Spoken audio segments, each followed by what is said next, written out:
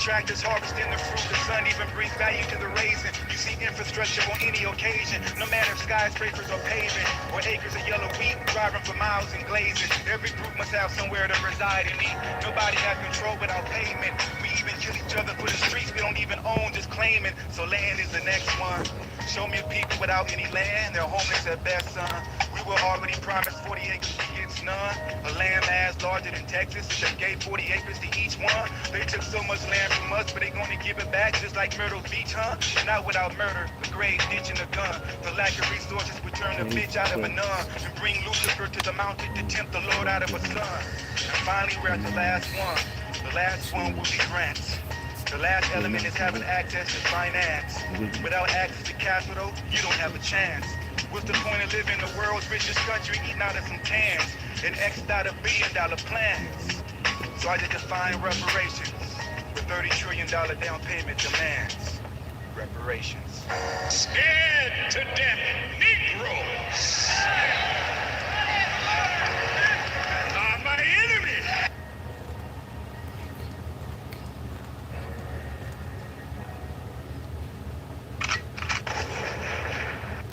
Yes, indeed, ladies and gentlemen, 2.5 minutes. We got the brothers coming in.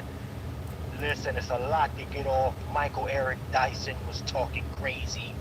Fucking, listen, I'm trying to keep it together. We gonna have a conversation today. I see 60 of y'all already in the building. Make sure y'all sounding off in that community kitchen chat. Make sure you are subscribing. 2.5 minutes. This thing up. We gotta send a message. Make sure, listen, y'all, I'm gonna be opening the community kitchen as well. We need to hear from the family. We need to hear from y'all. The brothers are coming in, but we definitely gonna open the community kitchen for you to get yours off. Cause it's time to really lay it out there, right? No more Mr. Nice Guy. And no more of these niggas wagging the finger at us. I'm sick of that shit. I have had it up to the top with all of these Negroes pointing fingers. Look at these honorary hoes. Bunch of hoes. House hoes. That's what they are. We live in 2.5 minutes, family. Salute to everybody. Notifications are going out.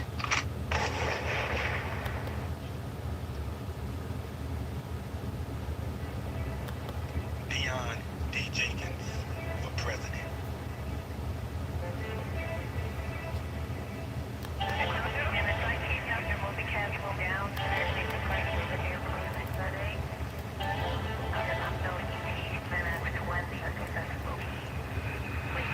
I woke up, dream wasn't foggy, was so clear. Stepped out of bed and stretched my body, gotta be cold air. I slept on my hair, spicy that probably grow more hair. I kept on thinking you could stop it, I wish a single soul there. I bounce back like rubber, my will likely have no spare. Just because you came from nothing, don't mean you out of nowhere.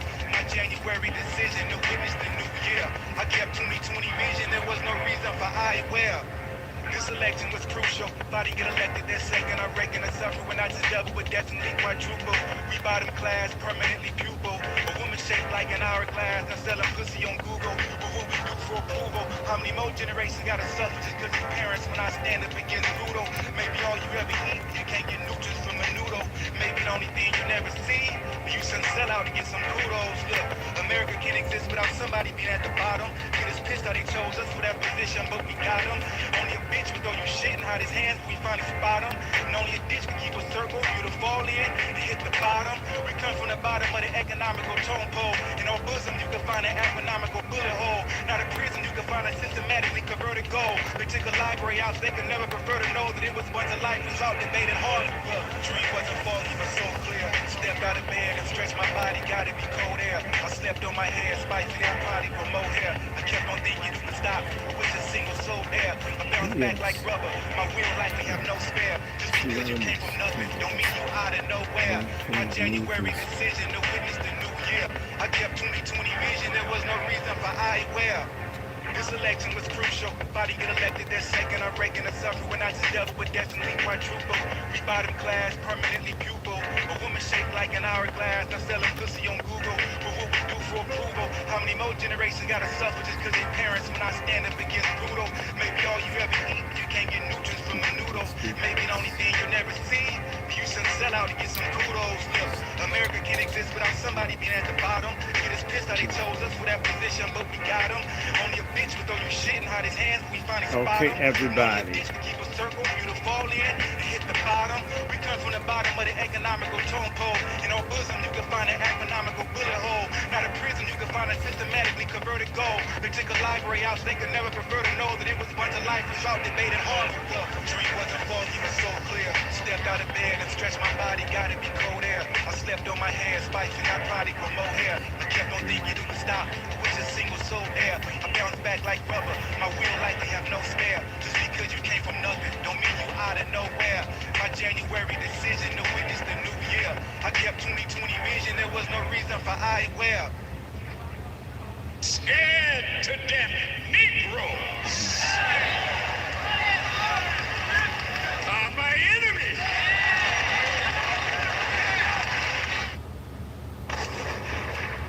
Yes, indeed, ladies and gentlemen. Yes, indeed. It is time to get into this thing. We got the brothers tapping in.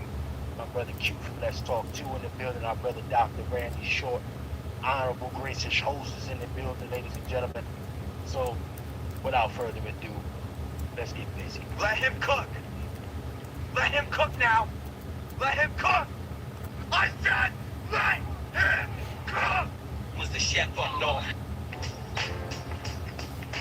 Yes, indeed, ladies and gentlemen. Yes, indeed. Yes, indeed. We got a couple appetizers for y'all to do. If you're here for the first time, this program is going to be film from the story. Black American docu-series where we travel all around the country, waking up the culture, cuisine, and of course the Black American grassroots advocates in pursuit of repair and justice. And of course your meal is going to be served up out of the community kitchen here, ladies and gentlemen. Today it is on their next chapter of the Angry Black Man's Book Club, TALK Talk number 36. Now, field Negroes versus house Negroes. This entire week, they've been unleashing the Kraken on Black America, attacking us left and right, steaming like we got the position to do that over us. But I'm here to tell you, not today. We're going to keep it absolutely 100. The kitchen will be open, family. But we're going to take a brief commercial break and we will be back. This is on the next podcast. And we're tackling the Angry Black Man's Book Club for TALK Talk number 36. Be right back. We have to begin to groom leadership, and we also have to get rid of old school, old black folk who don't want anyone else. The boomer generation can't die off fast enough for me, a lot of them, because they haven't let the X generation take root. The struggle will now be bastardized. On August 24, 2024, we're launching the Texas Summit. You must be there. We are going to save ourselves, our men, our women, our children, our community. We need the few that will do. Why not you? You're on a few good men and a few good women. Join forces. Patriarch Summit. Yes, Steve Harvey is a piece of coon shit. Unfortunately, it's just disgraceful. So absolutely. Yes, indeed. Yes, indeed. Ladies and gentlemen, we are back. We are live. We got the brothers here. The brothers are in the building early. The family is packed in here. 90 of y'all in here for this cook-up. So that tells me right off the top, family, that y'all retweet this show, everybody. Share this. We want to get. We want a good turnout. Share this, like this. Share this, like this. Share and like. Share and like. Share and like. Share and like. Move this around. So it just tells me that y'all all on the right type of time today. And everybody got the right energy. the StreamYard is working now, sure believe it or not, after it's all loud. of the difficulty. Because I'm telling any one of these niggas that y'all see in this thumbnail, I got no problem going fade for fade with any of these niggas. And that's a fact. But let me go through we got an announcement real quick, ladies and gentlemen. Man, is why. You know, we might just cut the nigga shit all together and go straight into this. But let me do the announcements first, ladies and gentlemen. Patriarch Summit, we're a week away, ladies and gentlemen. We're a week away from the Patriarch Summit. We want y'all tapping in. Make sure y'all are ready to go. Patriarch Summit a week away. Go to the website, book your ticket. Right? If you're there, you want to make a contribution. Can you put the Patriarch Summit in the chat? Moderators. It's all good. Just tap in. Ricky, I call him Dickie Smiley. It's going to be of value to you. Steve Hartley. Not just a bunch of folks echo chambering and talking about what was me. No, we're providing resources and collective efforts towards some kind of repair. Well, not even just repair, but productivity, ladies and gentlemen. So definitely tap in, patriarchsummit.com. Next Saturday is going down 11 a.m. All right, make sure y'all tap in. So if you got to get your drippity drip, if you need to get your drippity drip, ladies and gentlemen, please share it. Black American Heritage We're about to flag, go into it, everybody. So this is Pat Talk, what, 36? We've done a lot of these. While you're there, go ahead and peep the Black American Heritage flag aprons. Very drippy. Go ahead and get you one of yours so you can spend the block for Black August cooking that proper barbecue, that proper ribs. You understand? So come on in. And don't hide. Without further ado, let me just get in the community kitchen chat, see what family members is in here already. Y'all already know how I get busy. If you're here for the first time, you're going to find out. So, if you're and here Jesse, for the first time, you're going to find out. Let's see did you email me so I have a way to contact you? There's no reason that we can't trade emails. Anybody following, I talk to the people that watch these. We do communicate. So if you want, let's chat. I would love to know some people in Denver, because I'll be out there at some point. As usual for the Thank you, JD. Let's get this thing moving. I see my brother Negro. He got the sword ready to go all night time. You understand me? Salute to our brother Negro in the building. Who's in here? Who else in here? If you in here, y'all sound off in that community kitchen chat. Salute. Salute. I see you, A. Lee. What's happening with you? In the building, Lee. Let's see who else is in here. Let's see who else is in this one. My sister MF in the building. What's happening, MF? Salute to the sister MF Kush in the building. D-Dub, as usual, is always in the building, making it do what it's supposed to do. Salute to our sister, Queen D-Dub. And me. Who else is in this one? Let me see. Thank you, Brother Blaze. What it look like, Brother Blaze in the building checking in. I see you, Brother Blaze. Yeah, let's see who's in the motherfucking building right now. You understand me? Okay, thank you. Sister Black name was popping. Brother Vader. Vader, check in, man. Check in. It's going to be that conversation. Deborah Sankofa. It's going to be that type of conversation. Get your lick off. Anybody in the crowd, you need to get your lick. Cheryl. Tap in. I'm dropping Kamala's height. You understand? Hey, JD, can you put that Kamala Harris article from Pace News in the chat for me? Or can you do it? Fire content creator right there. Let me see who else is in here. My brother Q, my brother Cut the Check is in here. What's happening with brother Cut the Check? Salute, brother Cut. That's the final people. I think we got everybody, Fanny. But I gotta go to the panel right off top. We go to the panel. Because we got the brothers in here. They've been feeling some type of way all week. Well, you know, we dropped it. We normally do maybe 2 broadcasts, ladies and gentlemen, but we dropped it to 1 because we all been trying to deal, you know, gotta handle some shit during the week. However, the brothers are in here full throttle, so I'm just gonna go see what's happening with the brothers in the building right now. Let me start with my brother Negro. Brother Negro, what's happening with you, sir? I see you in the kitchen right off top, sir. What's happening with you? Oh, man, you know I got that stop there. Oh, man. I'm in Biden's backyard, moving around. You know, I'm gonna get those pictures.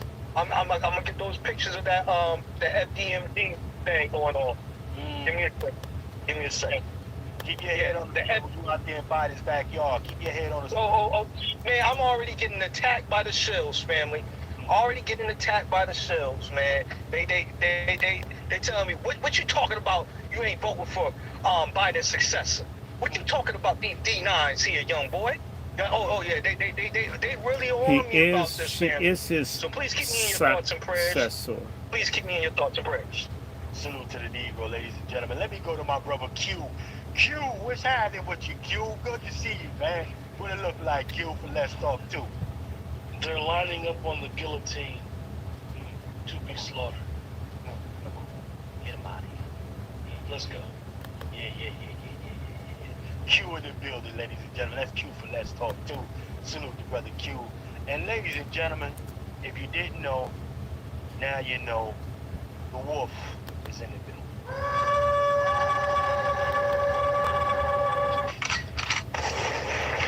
Brother Juan J. Johnson, how are you this afternoon, sir? I am doing exceptionally well. Looking forward to the cookout and looking forward to smoking some folks out in the tunnels. Smoking some licks and bootlegs. Yeah. We're gonna smoke them out today. Yes, indeed. Salute to our brother Wolf, Juan J. Johnson, Lone Wolf Firearms, LWFtraining.com, ladies and gentlemen. And, of course, our gracious host with the most is our brother, Dr. Randy Short. Salute to brother Dr. Randy Short. Sir, how are you this evening, sir? Oh, man, I'm good. And they were talking about barbecue. And I was just thinking if Kamala Harris had something, if she would have an anti-acid product for upset stomach, you know what it'd be called? What would it be called, sir? Comes. Ah, come on. Real quick, let me to our brother Nico. Salute to you, sir. Salute to brother Nico in the building, y'all. All right. Well, I'll tell you what, brother Dr. Short, there has been a great deal of nonsense that's been taking place this week, sir, and I think it is necessary that we touch on it. But before we go, let's get the folks prepared. Let's ease our folks up a little bit here. For those of you who haven't seen the story out there was a sister, unfortunately. Okay, there was a sister, unfortunately, who let me bring this up for the brothers. Okay, let me bring this up. Now, they have charged a young lady with 9 years, family. She's getting 9 years for stealing a $1.5 million worth of chicken wings. 1.5. Come on, man. Barely. $1.5 million stealing $1.5 million worth of chicken wings getting stolen. I'm not mad at her. She's in shape. She get reparations. No, wait. When you steal that many chicken wings and you are not like a size 80, that woman needs to give her obesity reduction secrets to a whole bunch of people out here. Let her have her damn wings. Show us how to have that many chicken wings and not get fat. She should be a hero. She's an urban legend. Listen, she's a hero. She's absolutely a hero. That's right. Because again, for me, I don't care. She did the right thing. But let's play the story for everybody in here so we can get the family up to speed. Let's go ahead and play this. Fair use. There were no shortages of people using the heart of the COVID-19 pandemic to run scams and get free money, but one woman decided she didn't need a partner in crime. She'd just wing it. Kelsey Kernstein is here. She's got her blue cheese, her ranch ready for all that spice. Good morning, Kelsey. Mitch, you really can't make this one up. A woman stole more than $1 million worth of chicken wings, and the saddest part is she stole it from one of the poor school districts in Illinois where the need is great. Now, this 66-year-old, Vera Liddell, accused of a year-long chicken wing heist, well, she worked for the Harvey, Illinois school district for more than a decade. When the pandemic hit, she was put in charge of placing the orders for food. She used the position to embezzle 11,000 cases of chicken wings, costing up to $1.5 million from the district's food provider. She even used the school cargo van to pick that food up. Parents say it's disappointing to learn that the food and money meant for students were selfishly taken. This is the area that we live in. We live in that, like, middle class, lower than middle class in this area. So it really don't surprise me that somebody would try to get over. But it's kind of sad. And we do know that stealing went on for 18 months or close to it, and the districts caught the discrepancy during an audit. But what happened to all that food is anyone's guess. No one as of now seems to know what Liddell did with all those chicken wings. And doggone it, that's what I want to know. Where did they all go? All right, Kelsey. Thank you. Shut the hell up. Listen, salute to that sister. God damn it. Salute. Where's the smoke at for Brett Favre? Brett Favre stole from one of the most poor. Hold on, Negro. Hey, Negro. Negro Short's already out. Hold on, Negro. You're going to have plenty of time to get it off. We got a whole episode for you to get this thing off. But again, that sister's a hero. That sister's a hero. I don't give a fuck with nobody talking about it. Yeah. Because again, we are looking at a situation here where she took from the district. If the district was so concerned, they do a better job of taking care of them kids in that damn district. That sister's a hero in my eyes. The hell you trying to? And then now you got these lilies over here. The chicken wing. Chucking and get your silly ass out of here. Cause I bet if she cooked them damn chicken wings, these two pieces of shit here be lined up to go get that damn chicken wing from that sister, because they know we the only ones that know how to cook the shit. We the only ones that know how to cook the shit properly. God damn it. Yeah, wings and flats. Yeah, drums. Listen. But salute to that sister, man. Salute to that sister for getting her lick. And of course, you know they got to do what media does. Find the only melanated, because I don't even know where my brother Negro at. I don't know what that other chick in the car's lineage is. You know. What was her hairline saying? Oh, wait. See, they cover the hairline, family. They cover the hairline. They know what type of time we on. Yeah. You know, lemon pepper, messing the lemon pepper up. Let me go to the brother Wolf real quick. Let me go to the Negro. First and foremost, was she in the wrong, brother Negro, for taking this 1.5 from the school district? I don't feel like she stole from the kids. However, she got her lick back from that district. Two different things. What say you? No, I don't think she should be even charged or anything. They have not yet charged Brett Favre. Brett Favre stole from one of the most poorest districts, and it seems like they're pushing that black on black crime narrative. That black on black crime narrative. And I'm not feeling the way that this was framed up and them yucking it up and saying it was chicken wings, this, that, and the third. Right. That's kind of my problem with that. And yet still they have not charged, as of right now, Brett Favre, and his ass is not in cuffs, and he's not off the NFL Hall of Fame. All right? But Negro still want to watch the NFL. Right. See, so I'm about to start cooking some gumbo today, because that really gets me upset that this black woman can show her little or this melanated woman, because if you're off code, I don't care if you're from the lineage, if you're off code, if you're off code, right? Wait. Then you're not black. I'm pulling the Joe Biden card right down the Biden's backyard. You're not black if you're speaking against our interests. You're not black if you're selling out your brothers, even if they're wrong or right. I'm going to hit you with that 50 Cent wrong. Even when I'm wrong, I'm right. That's how we need to be. And if you're not on that type of time, then this ain't for you. This ain't for you. Well, salute to the brother Negro. I'm going to go through the panel, starting from right to left. Let me go to my brother Juan J. Johnson.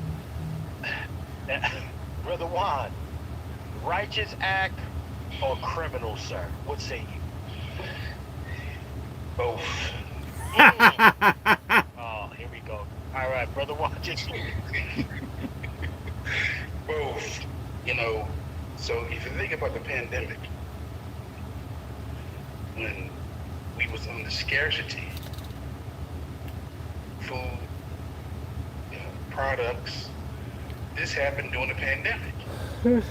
Now, I haven't did the research on this, so I don't want to really speak on it because I haven't did the research. But from what I gather, 11,000 cases of chicken wings were stolen. 1100. 11,000. Let's put in perspective now.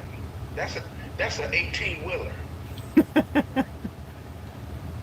Whoever has those chicken wings, I hope you enjoyed it. But during the pandemic, all bets was off.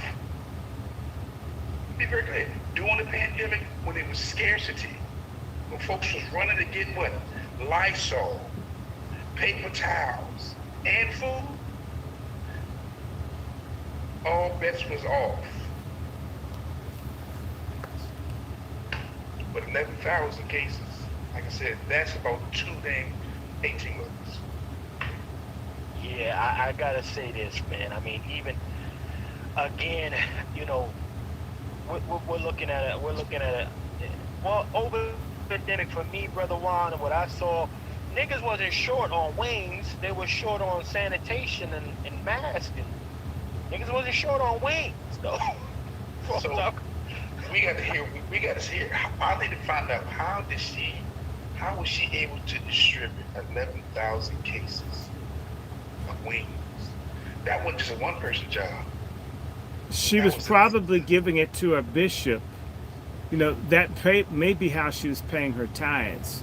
You know that stuff ended up in the church, you know, pastors' anniversaries.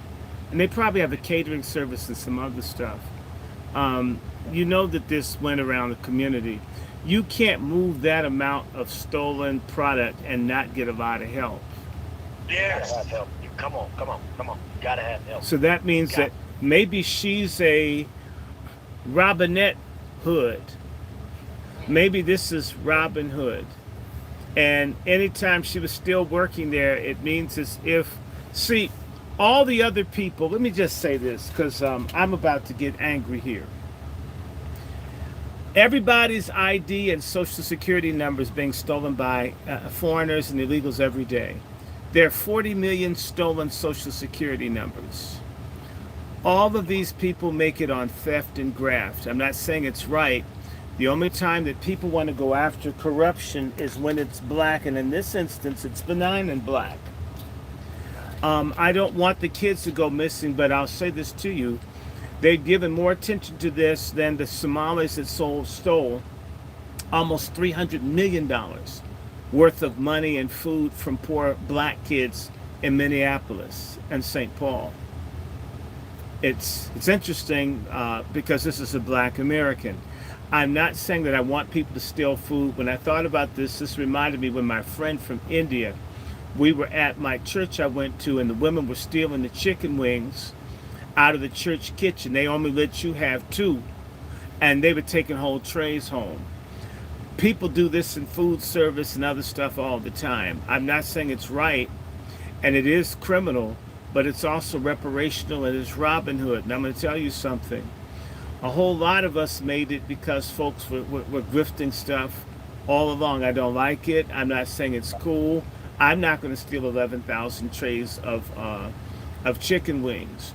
But I will say, Illinois is the most corrupt state in the country, one of the worst. And stuff is stolen in far greater degrees. They did this story on the chicken wings, but they ignored the fact in Chicago up to 1,000 black children are molested every year, primarily by white teachers, and it's not news. To me, what price can you put on a child that's been molested? Right. Well, I'll tell you what, ladies and gentlemen, when we're looking at this situation here, I did want the perspective, but let me go to brother Q. Q, is she a hero or a criminal? Brother Juan says she's a criminal, man. She said, well, he says she's both. She's both. What say you? Streets gotta eat. Come on, kid. Streets is gonna eat too. Talk straight, talk Gonna like eat that. too. So that's a fact. He's gotta eat, goddammit. Understand that you put in perspective, like the brothers had already said, of what is a priority and what's not a priority, and who they decide to charge with these type of crimes, and realize that during that time, it was survival of the fittest. And I think she should be praised for not telling. Because the way these jokers will sell you out, she ain't tell. Come on. She ain't telling to nobody. She stood 10 toes down. Not saying what she did was right, and but at the end of the day, you got Chris Jones, football player, Kansas City Chiefs, willing to pay the debt.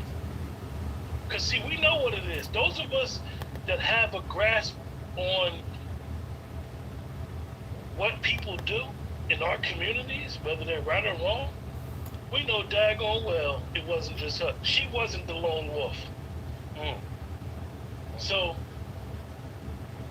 we should do everything to protect her. And we'll deal with her accordingly in our community. But we should protect her. Right. Because streets gotta eat. Hey, I blame the bank. The streets gonna always eat, regardless if we like it or not. Hey, brother Chef, can I chime in? Yes, I'm sir. blaming the banks. The bank didn't give that black woman a business loan. It was the banks There you go. that was probably sabotaging her business. It was the banks. This is the reason why I tell people that we need to be pulling our monies out the bank, right? Because they're making interest over hand and foot from our fees and from everything else, and they don't give us a dime to advance our business development. They don't give us a dime to advance our corporations, So if she gets to how she lives, is it really technically her fault when you got Facebook, who is breaking every law and policy on a smash and grab type of situation? And can I step in and let me support this brother? That same area of Illinois has been an underreported story of how black homes are overassessed for tax values, and that they steal from all the communities that are black are systematically robbed in the billions, and they're gonna bitch about these goddamn wings. Not that, and so they'll talk about those damn hungry children because of what she did. But that's the same state that had the highest rate of mass incarceration for children under the age of 11, 12. In fact, the United Nations had to come in on the state of Illinois. And I can almost guarantee that them students, she was probably one of the nicest ladies in the world, and they probably loved her. That's why they ain't gonna interview students. She took care of the people. If you're screwing the people, but how do we know that those chicken wings weren't for the illegals? Well, I can't say that now because this happened during COVID. No, the illegals were there then. Hold on. No, the illegals, Biden came in 2021. The whole shutdown, and no, the illegals are coming in. They're committing crimes, rapes, murders, everything, and nothing being done about it. That's not news.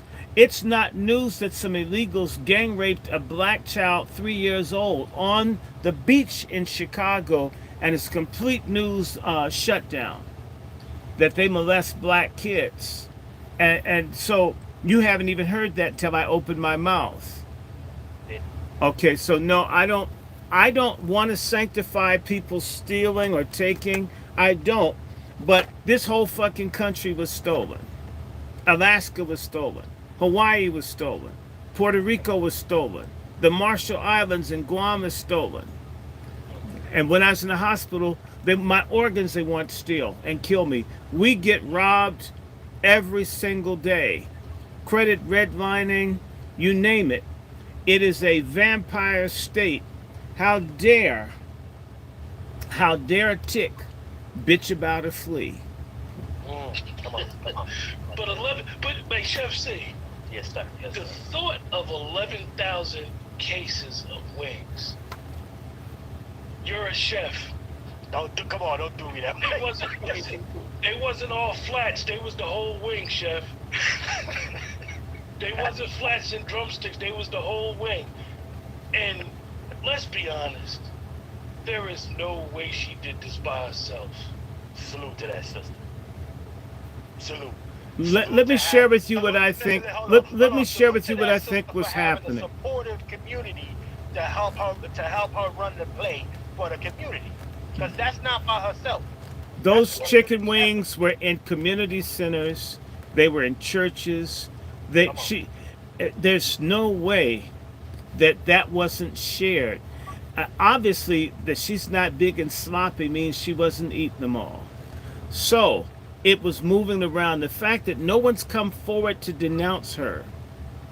See, when you've dogged the streets that Brother Q is saying need to eat, the folks will come out and call you. This is what's beginning to happen to Kamala Harris. She screwed people, no matter how much spin. We gonna walk all of them down. Yes, okay, sir. That's right. But for this lady, the silence.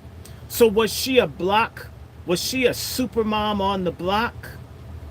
Was she feeding and taking care of people? Notice nobody's come out and denounced her. Normally when you commit a crime against youth, you commit a crime against the community, and you put a white television thing, puts a microphone in a nigga's mouth, they're going to sing like Aretha Franklin at her peak. The silence says that she was helping everybody. Maybe those wings, maybe, let's be honest, because y'all don't, let me just help y'all. Do you know what they've been doing? They have these feeding programs all over the country where they feed the immigrant and illegals kids and give them food every weekend to take home. But these are not offered to black youth. You need to, this happens all over the country. It happens right here down where I am. So maybe this system. I'm gonna back you up. They get the chocolate French pastries from Panera Bread. All of these companies help these illegals out. So you're absolutely right. They're feeding them, and to our community. And not only that, down here, they put them ahead of the blacks for turkeys and everything else. By the time we come, it's all gone. So it's time that we fight fire with fire. You know I love Brother Juan, and I absolutely don't want black lawlessness, black on black lawlessness. However, when I look and I see all the grants, everything stolen, taken, and let's just be honest, the biggest graft of all is that the top 10% or 15% of black folks get 90% of the $1.2 trillion that comes to the community, and they don't share with us, and they keep asking white folk for more, and they don't do it. We're going to talk about black on black crime. Let's talk about these thug-ass, elitist, backstabbing, genocide-mad folks who are for Holocaust Harris, or come swallow, as I call her. That's the stuff I'm mad about. Don't go into it just yet, Brother Short. We're going to take a commercial, and then we going into that. We're going to go into all of that. But nah, listen, I second your sentiment, sir. I want to send a massive salute to the over 220 plus tapped in with us right now. That's a fact. So that means Black America been feeling some type of way. Let's get the likes up. Let's get the likes up. God damn it. Salute to let me also say salute to brother Negro and brother Blaze for hitting the cash app. Salute to these brothers for hitting the cash app right off GP coming through, supporting the program. Sound the alarm. Drop the leg. Salute to you, brothers. We appreciate y'all on this side. Let's take this commercial break, y'all, and let's not play around with this shit and get into what we here for. How about we do that? Let's take this brief commercial break. We'll be right back. Salute to everybody that's in the building with us.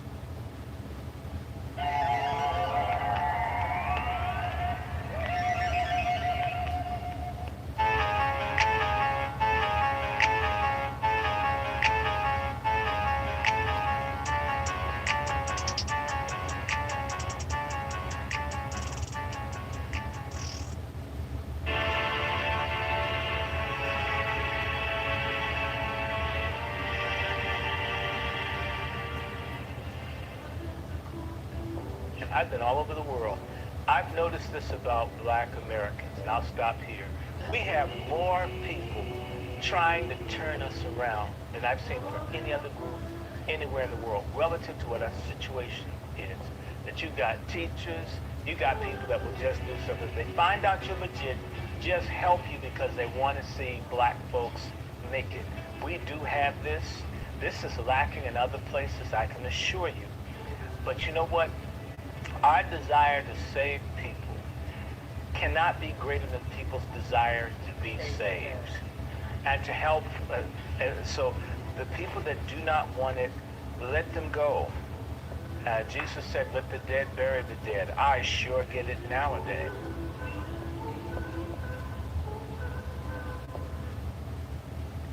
Really quickly, ladies and gentlemen, before we can talk about the present, we must understand the past, right?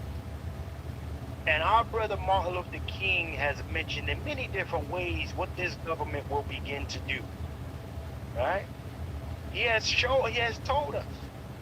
Martin Luther King, now remember, we all know Martin Luther King in the beginning was on some other type of time, and then toward the end, it got real serious. He started confessing on some of the mishaps or missteps that he had taken, right? And in his efforts to liberate our folk. He did. But now, I think in this very moment, family, everybody that's in here, make sure you like, share, and subscribe. We are forgetting history. We got to remember that it is the greatest teacher. We got to remember this. So to help us reiterate and get some understanding that what we're actually dealing with now, they dealt with then. And then people before them, our people before our brother Martin Luther King dealt with the same exact thing. Salute to the over 230 plus in here. Let's go ahead and play this track. Fair use. At the very same time that America refused to give the Negro any land, through an act of Congress, our government was giving away millions of acres of land in the West and the Midwest. It meant that it was willing to undergird its white peasants from Europe with an economic floor. But not only did they give the land, they built land-grant colleges with government money to teach them how to farm. Not only that, they provided county agents to further their expertise in farming. Not only that, they provided low interest rates in order that they could mechanize their farm.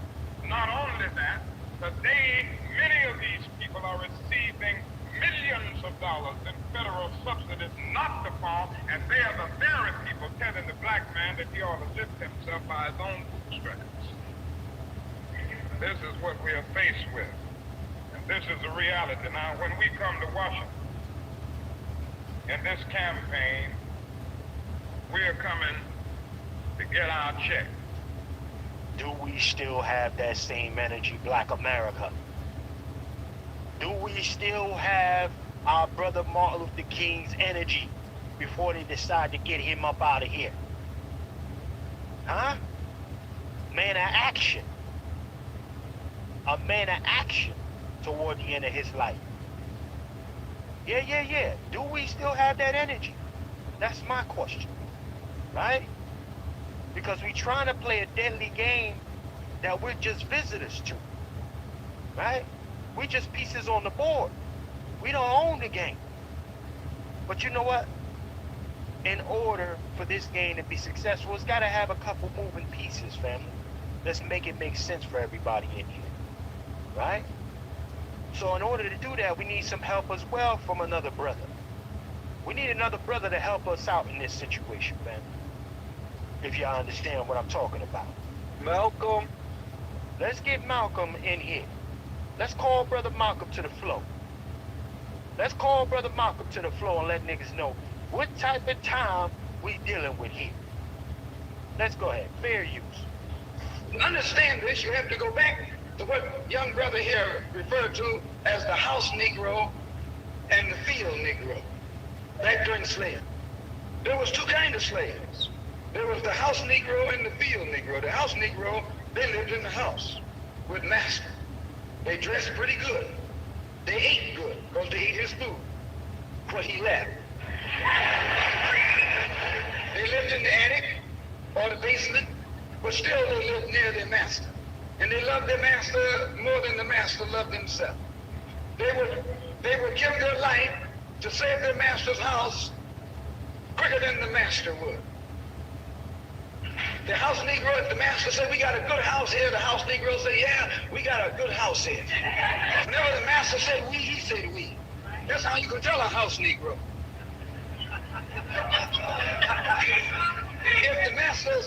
If the master's house caught on fire, the house Negro would fight harder to put the blaze out than the master would.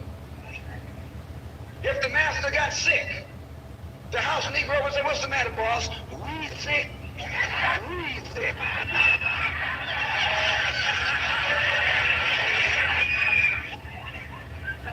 He identified himself with his master more than his master identified with himself. And if you came to the house Negro and said, let's run away, let's escape, let's separate, that house Negro would look at you and say, man, you crazy. What you mean separate? Where is there a better house than this? Where can I wear better clothes than this? Where can I eat better food than this? That was that house Negro. In those days, he was called a house nigger. And that's what we call him today, because we still got some house niggers running around here.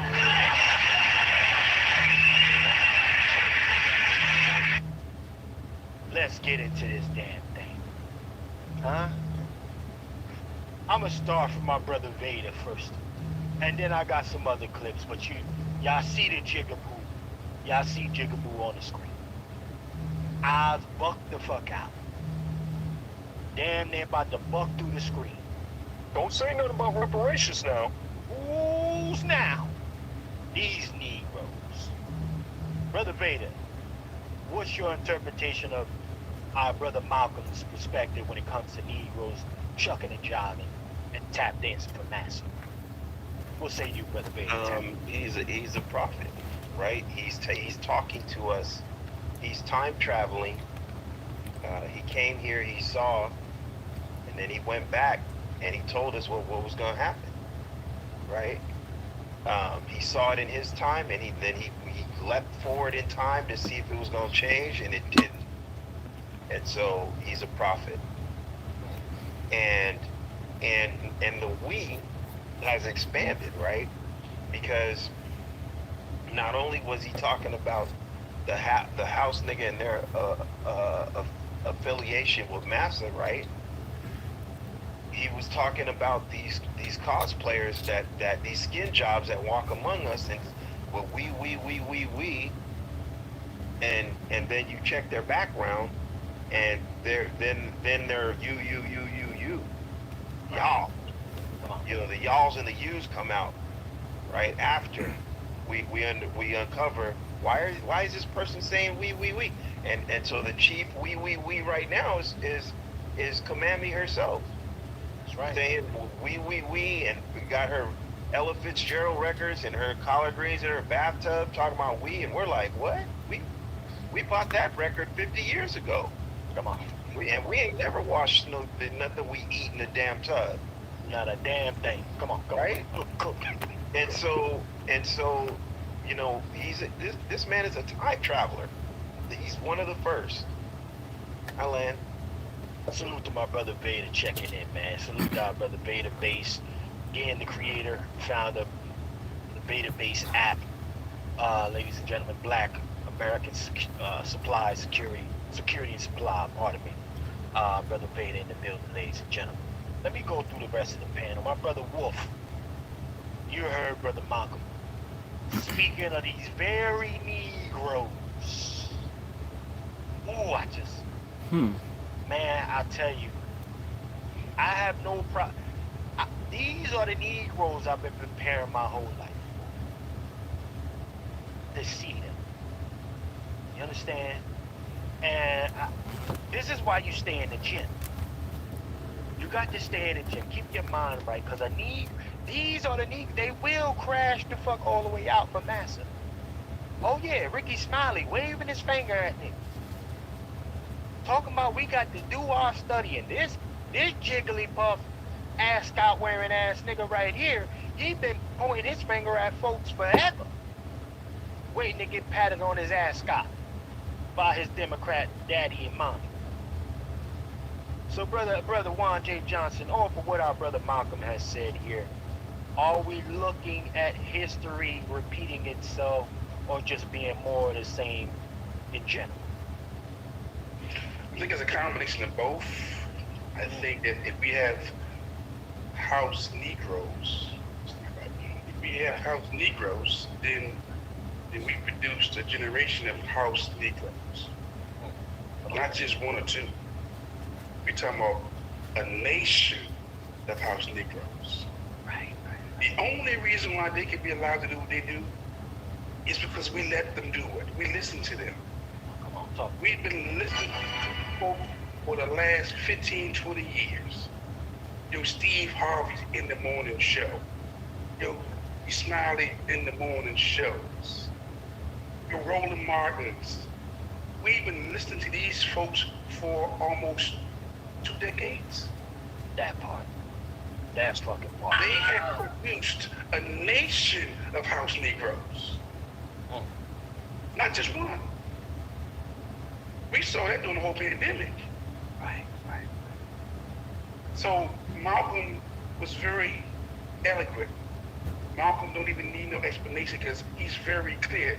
He was the one who coined the statement, make it plain. That part. Come on. So, I'm not surprised that the Democratic Party will bring up their shields like the Steve Harveys, the D.L. Hughley's, the Ricky Smileys, or anybody who's had a talk show over the last 10, 15 years. Right. They have been the voices, the comedians, the athletes, the entertainers. Okay? We swear by these Negroes. So this is on us. Again, I'm honest enough to take the L. But I'm brave enough to take a stand. Come on. Okay? Why stand against these DLs? I don't know him personally. I stand against Steve. I don't know these guys personally, but I know what they're doing to our people. Come on. And they're doing the same thing as others have did before them. Lead us down a tunnel to a place where we have nowhere else to go but destruction. I'm laying my plan with that. Salute to our brother Juan J. Johnson in the building, ladies and gentlemen. Let me slide on over to my brother Q. Man, Q, listen, you know the old school brothers better than I do, brother Q. I'm just familiar with some of the teachings. Not a lot. I'm not going to say I'm this well-studied nigga. I just know I see a problem. I work towards solutions. Period. That's all I do. Is this more the same? Or history repeating itself? What say you, brother Q? Actuality is 10 times worse. Come on. Because when you look at what Malcolm and Martin and Edgar, what they, Edgar, excuse me, I said Edgar, they warned us about their condition and the condition that we would be in. And like Lone Wolf, that we have to take some accountability. Because when you have this level of betrayal in your community, the ostracized, the being ostracized and being uncomfortable, these people should feel uncomfortable. Right. Ricky Smiley should feel uncomfortable when he leaves that studio and goes wherever he goes. They should feel uncomfortable being amongst grassroots black people. Now, we all know that they don't live amongst grassroots black people. However, look at this bozo. Don't look uncomfortable. He don't look uncomfortable. That's the reason I had to play it, Q, because he don't look uncomfortable to me, man. And because you know why? His whole spill is his closeness to whiteness. And black people are being put up as a ransom. These people don't care. These people don't care about what's going on in inner cities. They could care less. And they're willing to sell, they will sell their mother out to get close. And we, wherever they go to get their haircuts, wherever they go to get grocery shopping, when you see these type of individuals, you need to make them feel very uncomfortable. Because the reason why they're able to do this is because we've allowed it to happen. We've allowed it to become, like Lone Wolf said, they've been doing this stuff for 20 years. No, they've been doing this since we've been here. And it's time to punish such people. And by the way, as the white masses get angry, as Roland and them attack Trump and other people that white folk worship, they're going to collectively fuck us for this few that fuck us already. We need to cut our losses. We must punish traitors.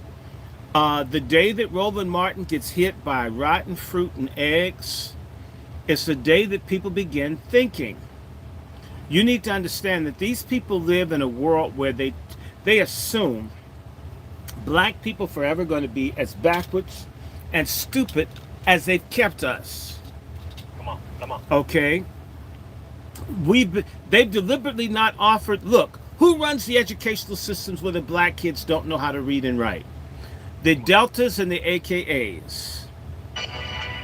Who run the universities that are mediocre where black kids really don't learn but go into debt? The Alphas, the Kappas, and the Qs. Come on, talk that.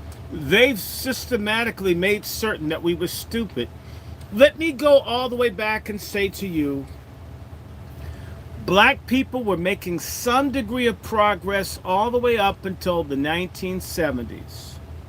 Boom. And in the late 70s, we started slowing down. By the middle 80s, we had stopped.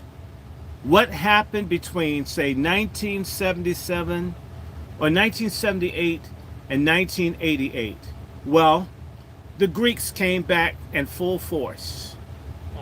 Because when you had black power, when black was beautiful, that shit went out. They're the antithesis of black freedom. They're antithesis of black pride. They're the antithesis of black liberation. They're the antithesis of black reparations. They're enemies, they're traitors. And I'll tell you, the reason that we don't have a morality around traitors is who runs the churches? The Masons and the Greeks. Jeremiah Wright is Omega Psi Phi. You think he's super radical? No, he does gay marriages. I will tell anybody, one of the last times that Jeremiah Wright gave a sermon and he was in great health, you know what he called homophobia? He called homophobia a demon.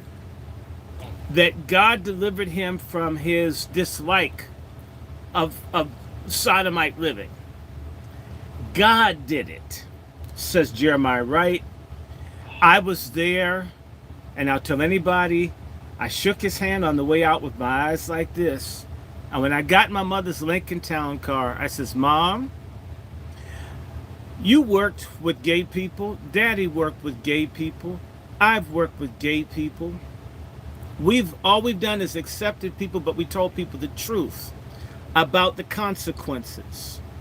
Why does he need to come to church and sanctify something that we know destroys people?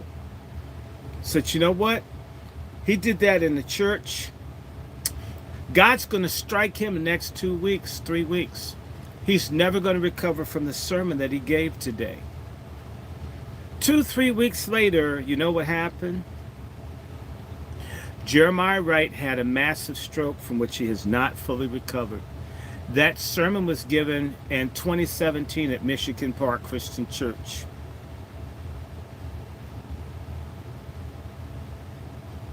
And I will go further to say to you, the National Newspaper Publishers Association has other black newspapers. Well, who runs the NNPA that's not saying anything, that's not educating people about Biden, that's not educating people about Kamala? Ben Chavis. Ben Chavis is a, what's that damn group called? A Sigma, who was the biggest fag hag congressman in the U.S. Congress until he died, God bless him. John Lewis. John Lewis is a Sigma. When you start seeing all this gay agenda and shit, these are fellow frats. They'll put, if their frat is on a gay agenda thing, they will get with him over the sanctity of the black family, the sanctity of the black woman, the sanctity of black manhood, the sanctity of black children. John Lewis died with a bill to promote allowing black children to be accessible to be fucked by white people on his desk.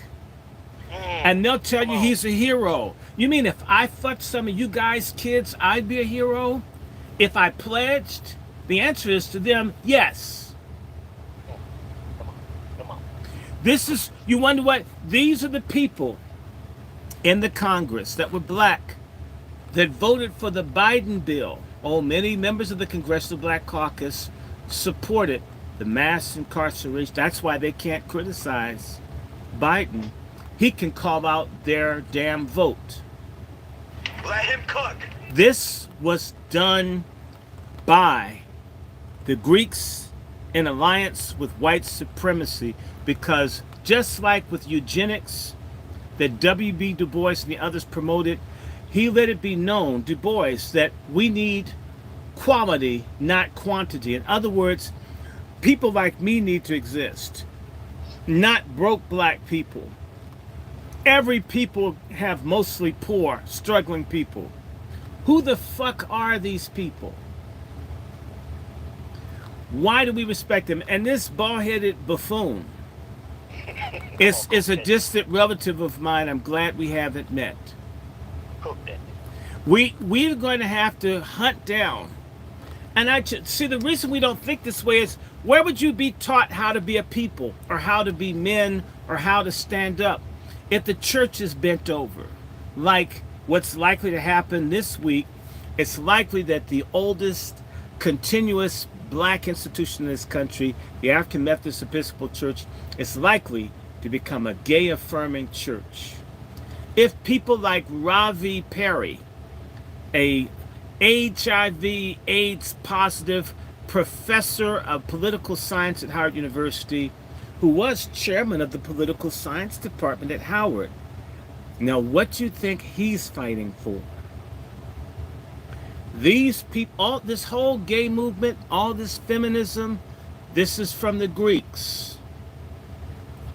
Dickie Smiley, he's from Howard. I think he's a Q. And I'm gonna say it, I don't care who doesn't like it. Growing up around the HBCU, it's something I noticed early on. Lots of unhappy professional black marriages. The resumes look good. It's a power couple, and he went to Howard, and he went to Harvard, and she went to Spelman, and she went to Radcliffe, and he's a dentist, and the wife looks like she hasn't fucked since Jesus escaped from Herod. Come on, cool. The husband's bisexual, and she likes dick more than pussy, but don't get much dick, so she settles for pussy.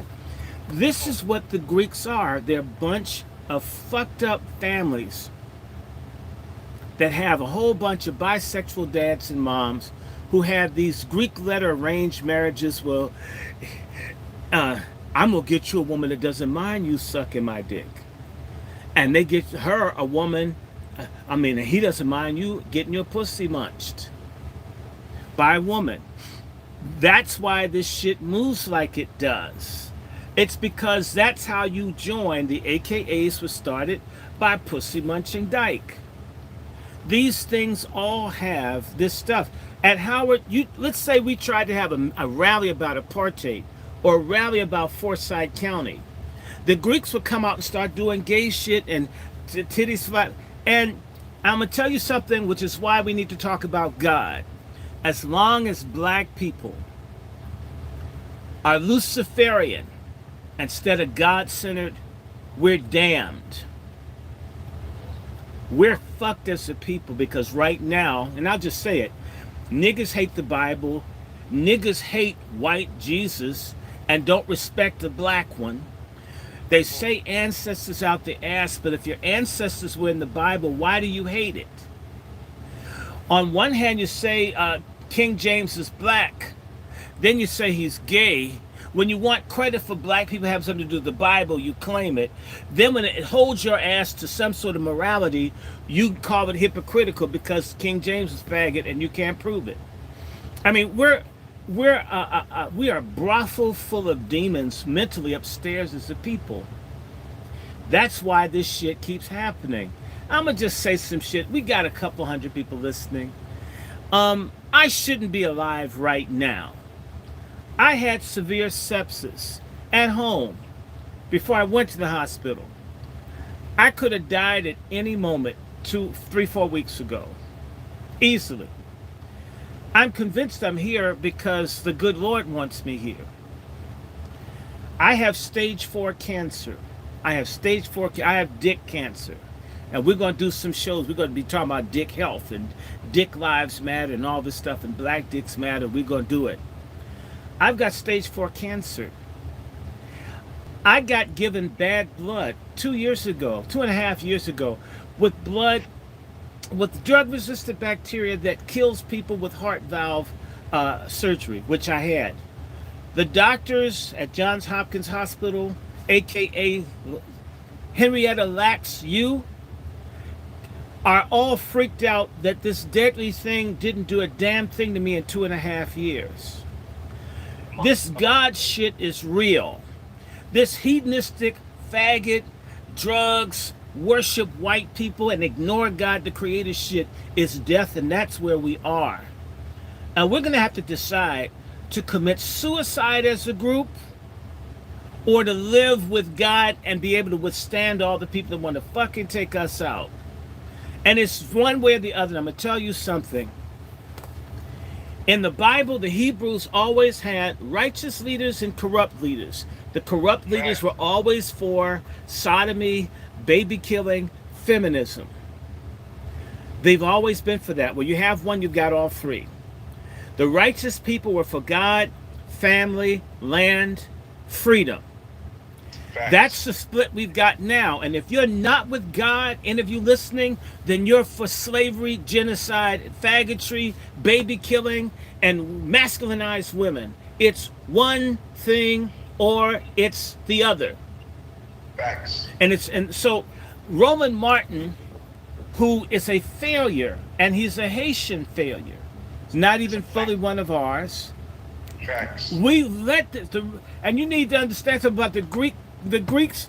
If you pledge and you make it to the fraternity or sorority, they're more important than anybody else. So there are lots of Caribbeans and Africans that join fraternities and sororities.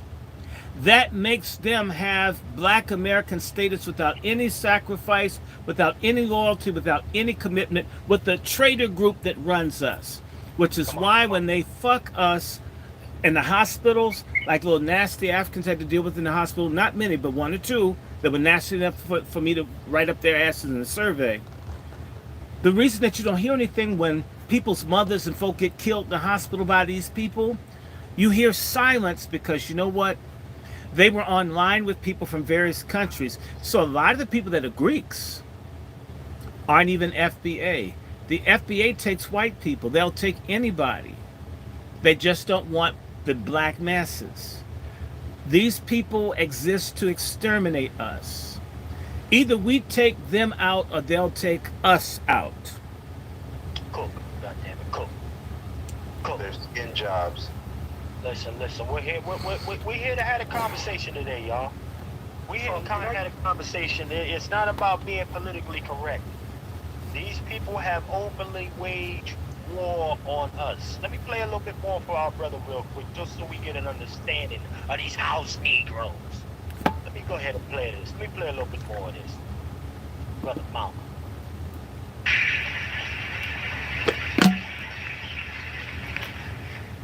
this modern house Negro loves his master. He wants to live near him. He'll pay 3 times as much as the house is worth just to live near his master. And then brag about, I'm the only Negro out here.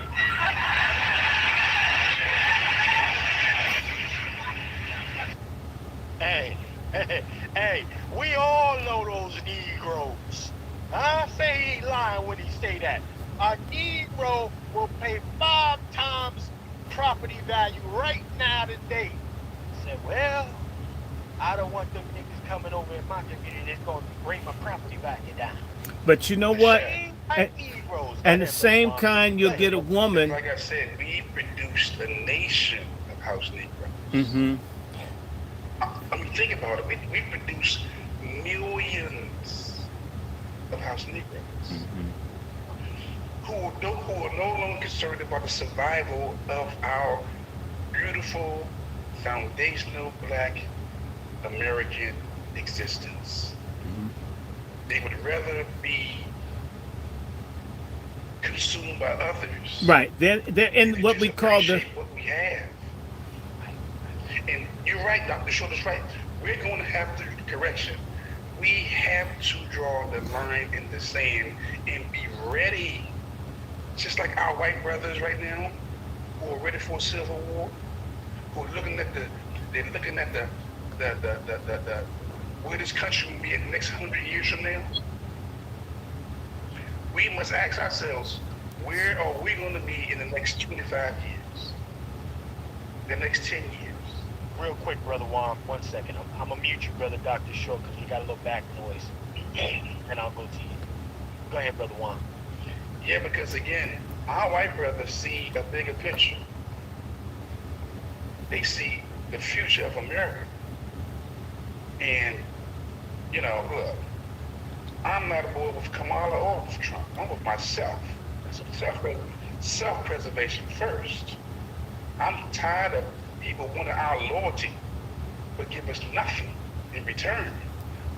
But at the same time, I'm on board with the scriptures, because the scriptures is sufficient. I'm a believer. I'm a follower of the revolutionary Jesus, not that one that others follow. I'm not on board with this white boy. No. I'm on board with the one who was turning up tables and whipping folks out the temple. Come on. Okay? Who believes you should have you a gun, not just one, get 2 guns. Come on. Take your purse, take your scripts, and don't forget your sword. I'm on board with that one. What am I going to say again? With the sword. That's right. Okay? Because a lot of folks not going to get with you. Okay? I don't need a lot of folks to get with me. I just need the ones who believe that we can do better. We can have better. But we get to deal with these traitors that's walking among us with impunity, who's speaking on behalf of us because we've allowed them to have this voice. Malcolm was alive today, and they had an audience with him. Do you think they would talk to Malcolm? You think Steve Harvey would say something to Malcolm? Not a damn thing. Come on. You think Ricky Smiley would go to Malcolm for some counsel and ask him, did I say the right things? Do you think D.L. Hughley would go to Malcolm with this foolishness? Miss me with this, man. We've gone from civil rights leaders to comedians, just like that. We've gone from civil, and I'm ain't mentioning it. I said civil rights, not silver rights. Come on. Because the civil rights is Al Sharpton. Okay? To comedians. That's why I say the world look at us as a joke. Because we, again, think about what Kamala did with the sisters. Think about how she put Megan Thee Stallion up as a representation of Black women. And the whole world saw it. Athletes, entertainers, comedians. And Black women haven't even said a damn thing in their own defense. Come on. The silence of Black women speaks about the betrayal of their own collective. Let's keep it 100. Well, you know what? We know that there are sisters, some sisters just not enough of our sisters. Okay, I'll say something. What? But wait a minute. Wait a minute. Let's stop here. Go ahead. Come on. Now this is the issue here. Come on. What's the saying in our community? Because some black men are bad, is that black men ain't shit, and it's across the board. It's collective. Go there. Go there. It seems as if the only way we're going to be able to get a lot of black women to become their consciousness triggered to say most black women aren't shit. If they let this happen, see, and this is why I don't like that bastard Michael Eric Dyson. We keep calling people queen. I think we need to bring the B word back. It's not used enough. And it needs to be appropriate at who we're calling one and why. Many of the bitches are men, but some of these bitches are women. And we're the only men in the world that do not discipline black women. We're the only men that don't discipline our women. We're the only men that don't call women out, that don't correct women. And this is a problem. And yes, someone's going to lead. And somebody's got to follow. And I noticed this shit. Oh yeah, we got to get behind the black. You never see white men or any other group of men run to get behind female leadership anywhere in the world. And a lot of black men consider this how advanced they are. No, you're a faggonist. You're a faggot in your mind. You may like a woman's private part, but you don't like the man part you're supposed to be in your damn brain. Come on. Okay, there's a problem with that. And I noticed this the first time when I was in elementary school. Whenever there would be a class selection or a vote, typically it was a black male that would nominate a black female to be the leader. You rarely saw a black male get behind another black male and say he should be the leader. The black females voted as a block. This is what I saw. And the black males would be, well, they wanted to be cool with the girls because they want some pussy. They're going to vote for the female for pussy. They're not going to deal with whether the person's good or not. This is how black men are. And as long as black men are as stupid as stray dogs in heat in the alley, where it's busting that nut here and now, and they're fatalistic, I may never get another chance to get my dick greased. Damn the future. Which is how black men think. That's not heterosexuality. That's suicidality. Cool. Genuine heterosexuality has a vision of a legacy. Family, patrimony, husbandry, offspring, destiny. It's not, oh man, I got to lift it, I'm about to explode and I don't care. Because in reality, the same men who have no control over their penis will fuck a man as fast as they'll fuck a woman. And I refuse for anyone to try to tell me it's not the same, because in reality it has nothing to do with love or commitment or dedication or something that creates something that's going to last long. It's for the moment. And that's why a lot of these young kids that came up without any structure, girls and boys, flip back and forth between male and female. They're gay, they're man one minute, and a woman the next. I'm gay, I'm bi, well, I'm non-binary. Whatever it is, it fucking strokes me. That non-binary is the word, but non-binary has been here a long time. Actually, binary means there's two and there are rules. Non-binary means there's many and there are no rules. And we've had a lot of black people that are subversive, degenerate, rebellious scum that do every and any vile thing. And they don't deserve our protection or respect. And I'm sorry, the minute, in fact, let me say something to the men listening. I've worked with people, multi-ethnic, 40, 50 different ethnic groups. When they would see black women yelling and screaming and acting out of order, they didn't look at the black women. They looked at black men as weak, child. Because, you know, that doesn't happen for the Spanish. That would be shut down. They tell the woman to shut up. I don't know, you can't tell her to shut the fuck up. A lot of stuff would be cut off if people were told to shut up. Well, you can't tell her to shut up. You can't do that. You could. Well, then how do I have any authority if I can't check anything?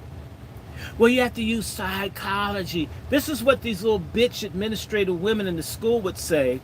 Now, they would be all kind of shitty towards male teachers, can't control these unruly bastards of these whores who lay up with everybody. If you halfway corrected a youth, oh, you hurt him, you have to use that woman be the first person to be super forceful, violent, and abusive. It's okay if women tell people to shut up. It's okay if women put their hands, but don't you, especially as a righteous man, do anything. Same way a woman will get with a man that will kick the shit out of her every day if he's abusive. But if he's righteous, he can't ask her to do stuff, and it's a challenge. You won't dare use, and I'm not encouraging force or violence. I'm saying the respect should be there when we just talk to each other, but that respect isn't there. And the answer isn't violence. The answer is we're going to have to, the same way that we have to walk over cadavers, we're going to have to take our young men and maybe some of our women to other cultures and marry them off to people that want to form families. Because the rot of the ones who do not want to be wives or husbands is too many. And so hold on, gentlemen. Hold on. I have my brother Vader. My brother Vader been waiting in the wings real quick, and then we got to swing the queue. We got to get these brothers back in the conversation. Brother Vader, what's on your mind, brother? Talk to me about this, man. This debacle here. Come talk to me. I'm just listening to everyone with their submissions, and if you play the two videos that you did back to back, Martin and Malcolm, right? And I don't mean to be disrespectful, so I'll say Dr. Martin and that's right. Yes, sir. And our prophet, Brother Malcolm. If you play them back to back, one person clearly defines the mission, and the other clearly tells you what the mission obstacles are going to be. And so for having a blueprint for what we're supposed to do and how we're supposed to get it done for decades and then not accomplishing that, we gotta look at ourselves and realize that we didn't do what we were supposed to do. We had everything that we needed, and so from this point forward, we gotta execute the way we're supposed to. So I'm just gonna land on that. Hey, Chef, I just have to add this. People need to remember that the black leadership that would have done what Brother Vader's talking about, they were all destroyed by the Boule. The Boule had agents on site to watch Martin Luther King be shot. That's Jesse Jackson and Billy Kyles. The Boule signed off on Medgar Evers' assassination. The Boule was aware, and the Boule helped spy on Malcolm X. People need to understand that the Boule cooperated with the murder of civil rights workers in Mississippi. These people have gotten black people killed. The Boule conspired against Robert Williams, the guy who wrote the book Negroes with Guns. These people have actively worked with people to assassinate the true leaders in our community. See, only a small percentage of any population is leadership. I mean, this is a problem that I have with black people. We actually have internalized this white saying that a nigger's a nigger. It's not so. They're geniuses and they're mediocres. They're banals and they're pathetics. Right. You're not going to meet somebody like Lone Wolf out of 10,000 people. Just because he's black doesn't mean he's just like George Floyd. We have such disrespect for ourselves when we see a black person that's genius or talented. We take it as, well, yeah, he's black. Instead of, man, that's the genius guy. I absolutely need to connect to him to get where I'm coming from. And it's like meeting a brother Negro. You can see Negro's genius.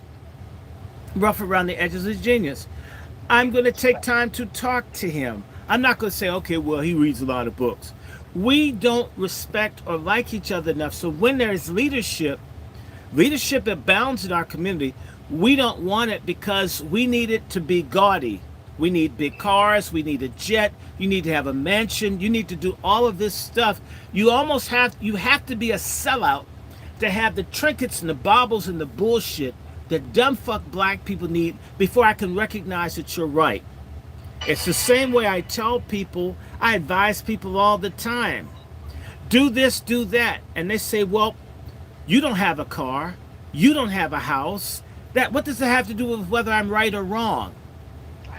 Okay, and I'm going to repeat the story I told people. Last time, the Jesuit, the expert, said black people lack a committed, dedicated, truthful cadre of men that look out for black people's welfare. And every time you see a black person emerge, whether it is Huey Newton or any of them, the Boule has helped target them and kill them and destroy them. That is their mission. And so in reality, we need to understand when you see leadership, you rally to it. If I were a white man right now and I was a white supremacist, I would have 1 million followers. I'm not saying I even want 1 million. Being black and being right and doing shit, you know what? That hasn't mattered a fuck to large numbers of people. Yeah, he was right about Kamala 6 years. God, do you realize that's called profits? Okay? If I wrote 4 years ago, yesterday actually, that Kamala Harris would be running for president of the United States, and put it in writing and published it, and now it's happening. And if I did a radio show 5 years ago and said Kamala Harris is going to be running for president, before she even ran for the nomination, someone would say, you know what? You're unusual. But when you look at somebody's skin color, and it's black like yours, well, it doesn't mean anything. It's the same way we get fascinated with Eminem or anybody white that copies what we do. We ascribe greatness to it. When there's someone great amongst us that don't do what we do, we say, well, they're black. It's crazy. And so there are very few people, maybe 1 out of 1,000 people is a leader. The elite have the sense to know that, which is why they're at the universities. That's why they get drugs and alcohol, and they created these things to catch all of the leadership of the talent and steer it in a direction against that of their people. The people who refuse to suck ass and suck dick and suck nuts and munch on carpet to be in the leadership group don't have a base of people that back them. So when Martin Luther King starts doing the right thing, he's dead within a year or two. When Malcolm moves, he's dead within a year or two. When Medgar moves, he's dead. Everybody that moves gets killed. The Boule were there to witness Whitney Young being murdered. They've been there on site to supervise the murder of black leaders in this country. This is how wicked these people are. So as a result, like you say, Dr. Short, I would have never been Dr. Short unless somebody white that wasn't in the Boule demanded that the Boule give me my degree. I wouldn't have gotten it. The Boule decided I would not have it because I defied them. So this little doctor's degree, you hear me, I wouldn't have gotten it. I fought with the Qs of being a little bisexual. Patrick Swigert, yeah, niggas, y'all won't dare sue me. I'll bring up the fact that you were sexually harassing your chauffeur. Drove the man almost to suicide. I don't fear them because I'm speaking the truth, but when you tell the truth, like Lone with the others, most black people are caught up by the celebrity of the Boule, and therefore the authenticity, the decent people who stand up don't count. Fannie Lou Hamer doesn't get the same love as Rosa Parks. I'm not knocking Rosa Parks, but Fannie Lou Hamer's ass got beat a hell of a lot more than anything that ever happened to Rosa Parks. But she's dark-skinned, she's fat, she's broke. That's not sexy to us because we don't like who we really are. So when we see true leadership, we can't respect it unless it's exalted because we don't like who we are, where we are, what we are. So the Boule has an advantage because of our self-hatred and obsession with celebrities and status and what we imagine white people are, until the saviors, the prophets, the heroes, don't even matter to us. We've got more. We've got black political prisoners that have rotted in jail for decades, and you don't even fucking know their names. People have been beaten and tortured and sat in supermax prisons dedicated to our people to death, and their names are forgotten. Nobody will take a risk for such a people. Other people remember. It's like Nat Turner should be the national hero of black people. His folk are still reluctant to say his name. He's been dead almost 200 years. Will white people be upset? I mean, we're sick. So leadership and freedom does not come when cowardice and what I would call socio-political faggotry is the norm of a people. When you won't get behind someone that stands up, when you see it and you hear it, and you run from what's greatness, because, well, what, it's not in a palace in Hollywood having sex with kids, then you don't get liberators. Okay, so we as a collective, again, it comes back to morality. As long as the religion of black people is worshiping white people and their house niggas, which is idolatry, and I know a lot of niggas out there say, I came up in the church, you didn't believe in God. You believed in white people and white power and white money and want to be white black people. You don't believe in God, an all-powerful God that Nat Turner believed in. I don't see how we're going to get free, but we're going to fight their asses anyway. If we die, we die. We don't have that kind of courage. The Boule doesn't encourage it. The church that they've hijacked doesn't do it. If you watch the Masons, the black Masons grovel over white people like I did on June 6th down at the Masonic Hall, our whole system is oriented towards worshiping white people. We're pagan. We aren't Christian. We're not even Muslim. Those folks worship Arabs who enslave and dog people. Yeah, y'all do. The Negroes and the Buddhists worship the light. We're fakes. We go to Egypt where the white Egyptians are. We don't go down where the Nubians are. Wherever something is truly black, we run from it. As long as you hate yourself and you hate God, nothing ever changes. Salute our brother Dr. Randy Short. This nigga in here cooking today. God damn it. Salute the brother Dr. Randy. Damn it. It's the type of time we on today, family. This is the type of time we on today. None of that pussyfooting shit. Niggas gonna tell you you got to go this way, you got to do it right like this. No. Sometimes they just need to know that you're there. You gotta let them know that you're unapologetically there in their face, and we're not gonna continue to take the bullshit that they putting out on us. That's it. Ain't no right or polite way to fucking do this. Right. You wanna get busy? Let's get busy then. And Chef, this, yes, sir. And to your point, because I want to be this, when Dr. Short was talking about speaking to certain people. You know, when I was police, when you deal with criminals, there was a soft tone. Let me see your hands. Put your hands up. And there was a hard tone. Let me see your motherfucking hands. Put your goddamn hands up. Come on. Okay? Come on. And some people are afraid to tell. Some people are afraid to tell their loved ones, "Shut the fuck up." There you go. Simple now. We got to get there's that. Come on, baby, just chill. No time for that. But it's that. Shut the fuck up. Shut the fuck up. Exactly. Come on, Wolf. Let me see your goddamn hands, or let me see your hands. We've been pussying and pacifying folks for too long. We talk about the survival of a species, family. That's why you see a lone with firearms behind you. That's right. Becoming the thing that I want to see. So it's time to stop pussyfooting these folks, call them out, and then tell them to shut the fuck up. Sit it. Ain't no right. Come on, Wolf. Come on now. Hey, when this shit hits the fan, okay? Because it is. Shit gonna hit the fan.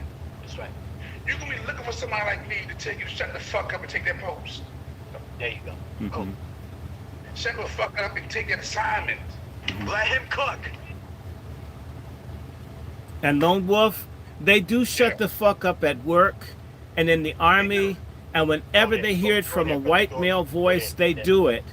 We must instill a fear and a respect. As it says in Machiavelli, it's better to be feared than loved. In fact, but our community in particular, the black man's always striving to be loved, like the world's gonna run out of pussy. It's okay if some people hate you. They're gonna hate you no matter what you do if you're black anyway. So why not be feared since you can't help being hated? Come on. What's wrong? Yeah. Hold on. They live for the applause of men. Yeah. They live for the applause of men. Yeah, you understand? They live for the fucking applause of men. And when they finish with you, like every tool worker, he breaks it. Or a condom. You roll it off and throw it into the gutter. Like a hoe. Come on. Yeah, sure. Yeah. Listen, real quick, pause, gentlemen. Ladies and gentlemen, if you're fucking with the cook up this afternoon, show some likes, some saute pans, some ones in the chat. Put some respect on what we coming with. Oh, and Chef C, it's time to do a commercial for Pat Talk for the Patriarch Summit. Look, guys, I'm going to just say this because things are going differently, and it's basically my fault, but I will repeat it so you're clear. We need about $1,000 to really retire all the debts we've run up to do this Patriarch Summit. I would have liked to have been well. I would have liked to have not had severe sepsis. I would have liked to have not learned that I have stage 4 cancer. I repeat, I have stage 4 cancer. Thank God I know this. I don't think I'm going to die, but if I did, I'd like to have left this life saying I did something to rescue my people from the shit that they're in. Chef C has gone into his pocket. I mean, hell, I end up having to be in the hospital for 2 weeks, and I got this Billie Holiday shit on where I have to keep taking. They gave me such dangerous blood until they're giving me double the amount of antibiotics for an extended period to clean up the mess that somebody made in a hospital 2.5 years ago. So it's almost like I got assassinated, but I survived. I would like to, and I need to let y'all know, I'm going to go public. I have failed to be the kind of partner that I thought I would be to Chef C in terms of raising money, in terms of just, health happens. I stepped away a second ago. Unfortunately, I almost, almost was dizzy, needed to eat. All of this crazy stuff has happened, but I feel like it's a move of evil to stop me. If I had died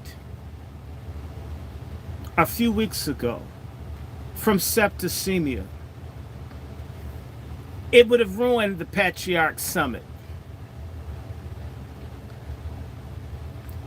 All kinds of craziness has happened. The mess with Chef and I trying to do this.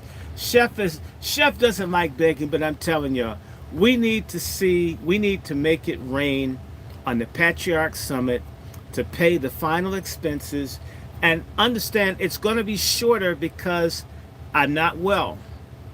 Okay, I would love to be well. I can't believe the timing of how I had acute kidney injury, which can kill, bacteremia, which leads to septicemia, severe sepsis.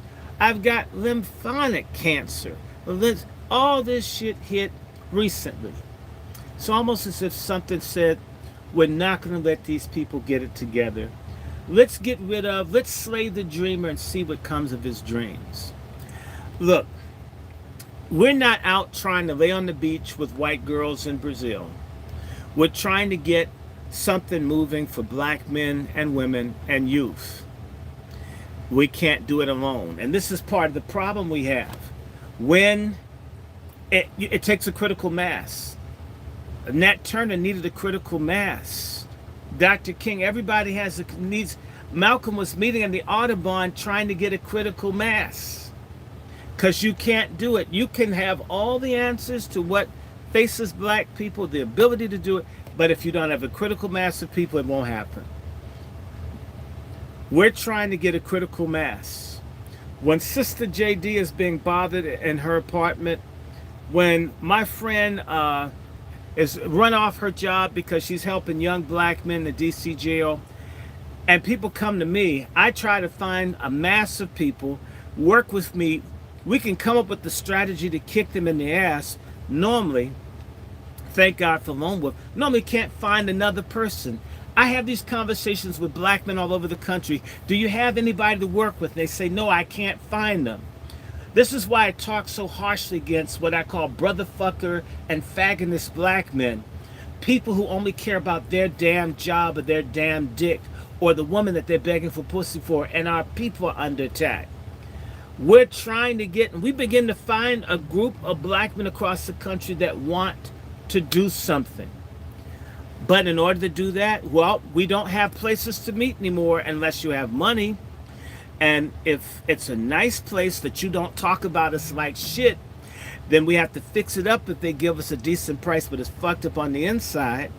If it's a nice place, it's white owned, and we give them money, and then we have to watch what we're saying.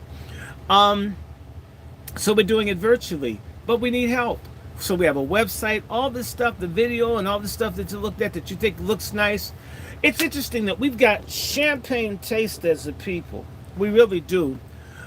But we've got penny candy, generosity, and charity to get the things that we want. Why can't we conclude tonight with $1,000? In fact, we've come down considerably. Our hosts backed out. Hosts tried to turn Chef and I against each other. One of our funders. Funder tried to turn other people, lying on me, all this other kind of bullshit. We didn't want to talk about this. We want to be positive, but you have no idea. Working and trying to find the people to do stuff with, how crazy it is. Tried to have backpack last year. The person's a con artist, stealing from me, stealing from my friends, stealing from everybody, lying on me, putting this all over the country. All you want to do is try to help your own, and you get persecuted, ripped off, messed over. Almost like you're a disciple of Jesus Christ because you don't like racism, white supremacy, and you think we should get our motherfucking money. I'm saying to you that people out there are enough of you watching that could drop 25 or 50. You can put it on the GoFundMe, or you can send it to Chef's GoFundMe, and we'll clear this thing. And what you pay for, the website and the digital work, that we have this wonderful, beautiful brother named Michael Warren, who's working way below what he should be, what he should charge. We've created the infrastructure to move forward, even if our first meeting is like just 20 of us or 30 of us. We don't have to have everybody to move. We need to remind you, all of the black movements start with less than 5 people. If we have a righteous 5, the word's going to go everywhere.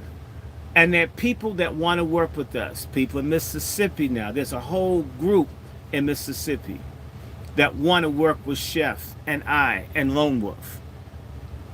But literally it takes time. It takes resources. Look at how the white folk in this country have gone broke putting money into the military to fight and protect and invade. We don't invest in people that fight for us. We don't. We don't invest in people that advocate for us. And as a result, you have no voice, you have no organizations that are truly for you. No, you don't. We don't. We're trying to get one. Why should we have to beg? Beyonce's witch ass can command $1,000 for a ticket for you to watch her jiggle her ass for maybe an hour. We're talking about something that you might need, like we need to find lawyers and all kinds of stuff when things happen. Again, my sister is sexually harassed on a job, gets fired. She's facing homelessness, congestive heart failure, and possibly having her kids removed because something happened And we're running around trying to find lawyers, trying to find this with no money. If we could fight and stand somewhere, we could fight all the time. The whole civil rights movement came out of the fact that people used to give and used to support lawyers and other people, black business people, even if it was quietly. You know, so yes, I need some damn money. I need to be able to make certain that Chef C doesn't go broke in this slow ass season spending his money. And right now I have to keep buying shit because I don't want them to radiate my ass. And I don't want to take female hormones and hormone therapy. Then I'll be growing titties and shit and y'all be wondering if I'm going to be a trans. So I'm buying all kinds of herbs and shit. It's expensive. But I don't want them to kill me or toxify my body any worse than what it already is. So I'm being real. Most people, if they were dealing with the cancer, stage 4, would be panicked and frustrated and all that. I'm not. I've had, like in the last, all this death shit, people wanted to kill me in the hospital. I've been dealing with death for a lifetime, and as long as we're living, as the scripture says, yea, though I walk through the valley of the shadow of death. Life is nothing but a walk through the shadow of death because everybody's going to die. So I'm not trying to be morbid. But for all of you that follow, y'all should dig deep and help us retire this debt so we can begin to work on the WASI Summit. We're in this to win it. And I want to say thank you to everybody that has given. Give some more. We're moving forward. Show me another place where we can get so many black men that are not trying to clap their ass to talk about issues on a regular basis. And we got a lot more. Want to let y'all know, if I believe I will have I will be a retired person within days. I will have an ability to greatly improve the presentation of what I'm doing. But it always takes money. I know how Negroes want Hollywood production, but we're the ones that gave the capital for the white folks to have all the shine and all of the sparkle, and we didn't do it for self. So you got to start somewhere. I absolutely want your help for us to build our own house. We give time, and we need resources. And by the way, I'm encouraged when I see people give, because at least lets us know someone appreciates it. The scriptures say where the heart is, there's the treasury. If black people haven't invested in their own army and their own nation, it means that we don't love ourselves. Our heart is with our enemies. If you're not like that, can't keep Malcolm from getting shot, can't bring Dr. King off the balcony, can't help Mark Clark or Fred Hampton, but you can help Chef C, who's been carrying this all the while, been in the hospital, hasn't said anything to me. Chef C is a real jewel. And I'm speaking because I'm like, damn, I'm failing. I got this great brother, and damn, I got sick. And every time I say, oh, I'm going to get better, I'm going to get better, I was telling Chef C, I'm going to be up, Chef C, I'm coming, Chef C. And every time it's more and more bad news from the doctors. And my hospital bed, I felt like fighting. And I don't give a damn about stage 4 cancer or stage 2 cancer for the other one. I don't give a damn. I want my motherfucking money. I want freedom. I want unity. I want solidarity. And I don't mind dying. That doesn't bug me one bit. I can jump into my grave feeling good I did what I could do. I feel like I could do a lot more. I need your help. The Patriarch Summit is up. It's patriarchsummit.com. You can send it straight there, but make it rain. Chef has been taking time away from his business to do this. I need your help. I don't want Chef C let down. These are younger brothers working with the old ass, almost boomer, but I'm an Xer, working to help an old broke ass white-haired nigga like me try to do something. And that's Negro too. As broke as his ass is, be sending me his book money. checking on me. I appreciate the brotherhood. Same thing from Brother Juan, Brother Twizzle. Uh, this is the beginning of more than what it seems. I can say this to you. There are a whole lot of niggas, they just talk. They're making money and they're talking. They're not talking about organizing, they're talking about movement, they're talking about their own business. And a lot of what they do is good. I'm not going to criticize. We're talking about doing something and more than that. So the brothers in Mississippi who reached out, who sent me books that want to work with, people are beginning to hear about it. Our people have been let down and disappointed so many times until they're reticent and reluctant to reach out because they can't tell who's fake and who's real. I'm real, okay? And if I told you I have dick cancer, believe your ass I have it. If I told you that I could have been dead, it's real. I'm fortunate to be here. They didn't even tell me how close to death I was when I got to the hospital. But I'm here for a reason. Is this entertainment, or are you serious about doing something? And it doesn't take everybody. There's one person out there that could just take care of $1,000. And we're not even asking for one person to do it. But we've got 48, we got 88 people, and he's got some. I've got almost 100 people watching. Everybody could give 10, or everybody could give whatever, 15, and we'd have something left over. You don't have to travel. All you have to do is plug in. It's all been provided. Patriarch Summit. It's the 24th. Brother Dr. Short, So, definitely, man. I appreciate you dropping the commercial. Ladies and gentlemen, we're going to take a brief commercial, but again, I want to salute to everybody that's checked in with us. My brother Black Laren, RD, salute. My brother Freezy from No Captivity. If I miss you, my sister Star, we got Clever in here. If I miss you, drop your name in here. I'll put some and by the way, we've got to thank our moderators, Sister Star, absolutely, Sister Quiet Scales, Sister JD, Sister Miriam. In fact, you know what? I'm going to say this to the black men listening.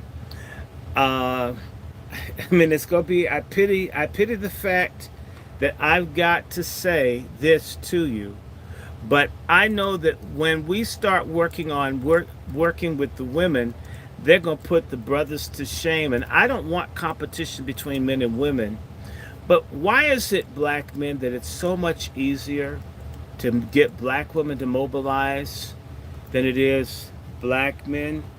Why do we run away from greatness? Why is it when there's a problem, if you've ever had a job, you couldn't get a committee of black men to stand up, yet the illegals come in and they rock and take over and the country can't even speak the language? Why are we such fags? You know, you get drag queens that fight harder for deviance than black men who are straight fight for the survival of their species. Why are we like this?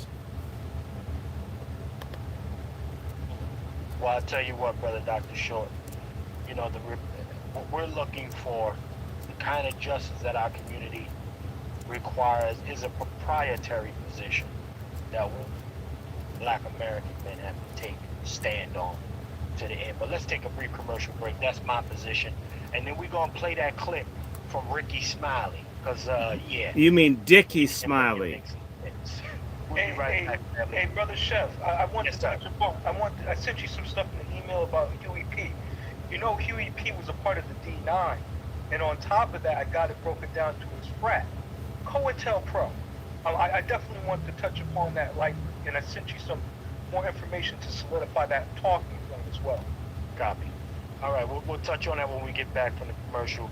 370 plus in the building. Make sure y'all like, sharing, and subscribing. Salute to everybody that's checked in with us right now. We'll be right back after this commercial. Keep it locked, man. We have to begin to groom leadership, and we also have to get rid of old school, old black folk who don't want anyone else. The boomer generation can't die off fast enough for me, a lot of them, because they haven't let the X generation take root. The second will now be vascularized. On August 24, 2024, 24, we're launching the Taxi Summit. You must be there. We are going to save ourselves, our family, our business, our children, our community. We need the few that will do.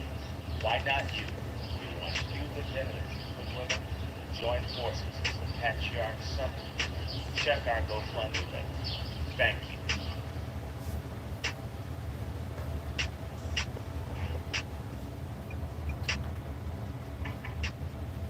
Yes, indeed, ladies and gentlemen. Yes, indeed. Make sure y'all go over there to the website, patriarchsummit.com. Get your ticket. So much value going to be provided on that day. You know, some tangible, some digital tangible assets you can actually print out as well and use from some of our presenters. It's going to be a jam-packed day of value. But with that being said, ladies and gentlemen, let me play this Ricky Smiley clip. Now, this is one of the first people that we got to get into. Pause. Okay? And listen, I'm not even gonna get no big story. Let's get into this thing, y'all. Let's get into this. Fair use. All right, fair use, family. It's the front page on the Ricky Smiley Morning Show. All right, 24 minutes after the hour, y'all got the front page right here. Maria, good morning. Here's what's happening in news. Vice President Kamala Harris and Governor Tim Walz of Minnesota held their first joint campaign rally together in Philadelphia. Kamala Harris praised Walz going down his list of titles from coach to congressman and even military veteran. She ended his introduction, Ricky, saying, and in 91 days, the nation will know Coach Walz by another name, Vice President of the States. Are you excited about Tim Walz? I already know the answer to that question. Always. What excites you the most about him? Just that he's just a regular, like he reminds you of your high school principal. He reminds you of your high school football coach, and he was a football coach that led his team to a state championship. And he is just awesome. He's for the people. He stands up for women's rights, and he's a popular governor in the great state of Minnesota, which Trump won in 2016. That state was picked off by Joe Biden, and I think we'll definitely get his state and the state of Pennsylvania as well. Either one of those governors would have been a great choice for Kamala Harris. I'm just sick of the black people on the internet talking about I'm not with her. Okay, so if you're not with her, that means you're with Trump. Y'all need to block every last one of their asses on Facebook and on Instagram and social media and stop. Like, that's just garbage. Yeah, it's just garbage. Everybody got to find can't agree on a damn bucket of chicken. All right, let's agree then. Has anybody in the community kitchen chat heard Ricky Smiley advocate on behalf of reparations for Black Americans? Has anybody heard him do it? No, but he spoke against it. He spoke against it, though. You know what? Can we agree? I bet you. Hold on. Let me use the same rhetoric. Ricky Smiley, can we just agree that Black Americans need reparations? Can we just all get on the same page, you bitch? You know what? Sick of these niggas. If they were talking about reconstructive surgery for people whose buttholes have been tore up, I bet you he could get him on there to do that. And that's why I'm doing this. He's just sucking the white man's dick so hard. He should have been born with a white penis instead of a tongue in his mouth. Come on. Brother Q, I ain't hear from my brother Q in a minute. Brother Q, talk to me about this slip and slide, wide glasses, bow tie wearing hoe right here. Talk to me. It's funny that he said what he said because obviously he didn't do any research. I happen to live in Pennsylvania. Pennsylvania is not going to be easy for either candidate to win. Actually, Trump was 2 miles from my house yesterday doing a big rally.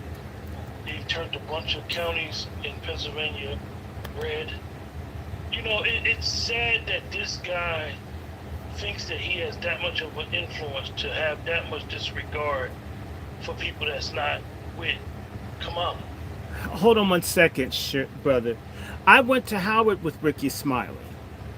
Come on. Okay, when I talk about all the homosexual ritual, guys licking semen off their fingers when they would do their steps, that's Ricky's class. That's Ricky's group, where the guys would have their your pelvis against the guy's backside, and they'd march around and do homo type stuff.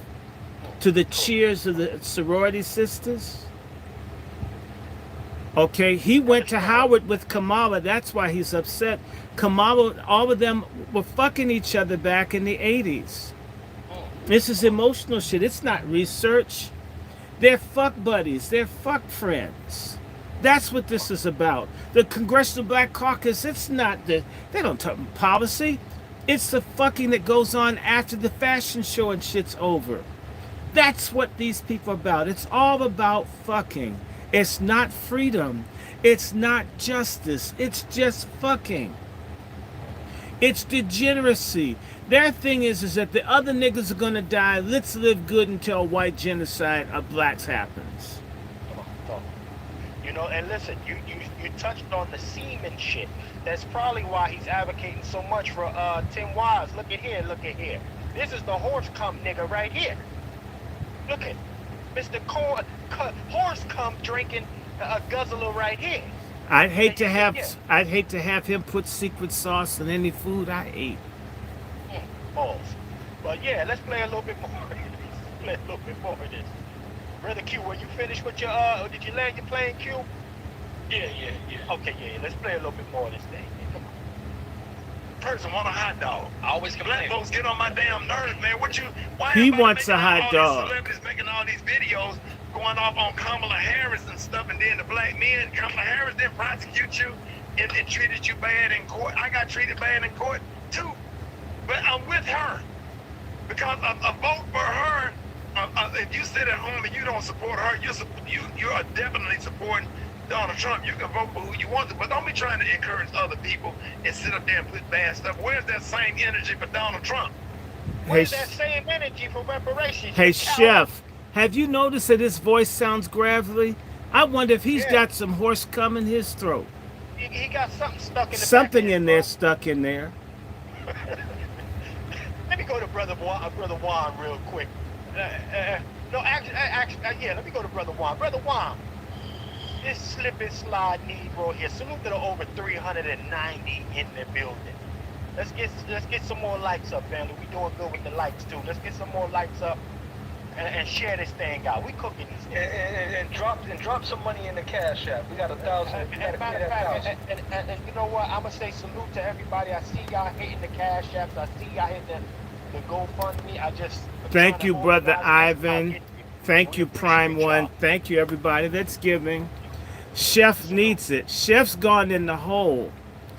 And shoot, I ain't too proud to beg. I'm in the Temptations. And we need it. And we're going to need it for the next thing. And I know the sisters are going to come through. Okay, let's keep talking about this sorry ass nigga, man. Damn. Yeah. Let me go to Brother Juan. Brother Juan, talk to me, sir. Let me do a disclaimer. Yes, sir. I don't know Ricky Smiley. But that's a slip and slide nigga there. Go ahead. A real slip and slide. But I know a weak man. Come on.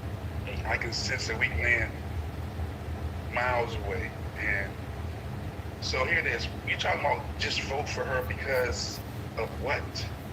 Is she black? She's not black. She's Indian. She's melanated. Yeah. Because she's melanated? Okay. Look, I'm always thinking about the future of this nation. I'm always thinking about where we are going. And I cannot imagine Kamala in the situation room giving directions for this country. We got 2 wars going on and proxy wars going on right now. And you're going to tell me that you feel comfortable with Kamala Harris giving instructions on the survival of this nation? And what's... That Donald J. Trump is the worst person when he's already been at the helm for 4 years? Yes. See, the disrespect I don't care for is you're treating a man who already had the position like he's never had the position. You know, and you know what, Lone Wolf? Let me say this. What's Kamala going to do? Give Putin or Jinping a hand job? This is more than fucking some stupid black guys or some white guys in the basement of City Hall. This is a little bit more than giggling and doing blowjobs. This is about the survival of a nation. Yes. And a whole, being a hoe, maybe she's good at it. Look at how far she's gotten, them big, powerful jaws she's got. But that doesn't make her a stateswoman. She's not Margaret Thatcher. In fact, frankly, I think Megan Thee Stallion is smarter than she is. I had a call from Tanzania today, and the guy that I know, I went to Howard with, had a buddy who worked for Kamala Harris when she was district attorney. And he said that Kamala Harris was such a dishonest person. She hated for people to look her in the eye. She was shitty towards people. She didn't come to work. She was lazy. She didn't like working. That's hoe behavior. She's a hoe. And she'll never be anything but a fucking Asiatic hoe. And black women should be offended that an Asian hoe who sees them as subhuman shit out of God's ass is pretending to be one of them. I mean, it's the dumbest thing ever. Go ahead, Brother Wolf. We are either funding wars right now. We're funding Ukraine against Russia. We're funding Israel against Hamas, Hezbollah, Iran. We're funding proxy wars around the globe. And you're trying to tell me that you would rather have a woman in the office doing the job that men should be doing, making the decisions that men should be doing.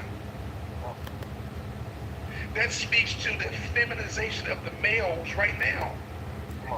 That speaks to the emasculation of males right now. That black people is so enthralled with having a female in charge in times of war.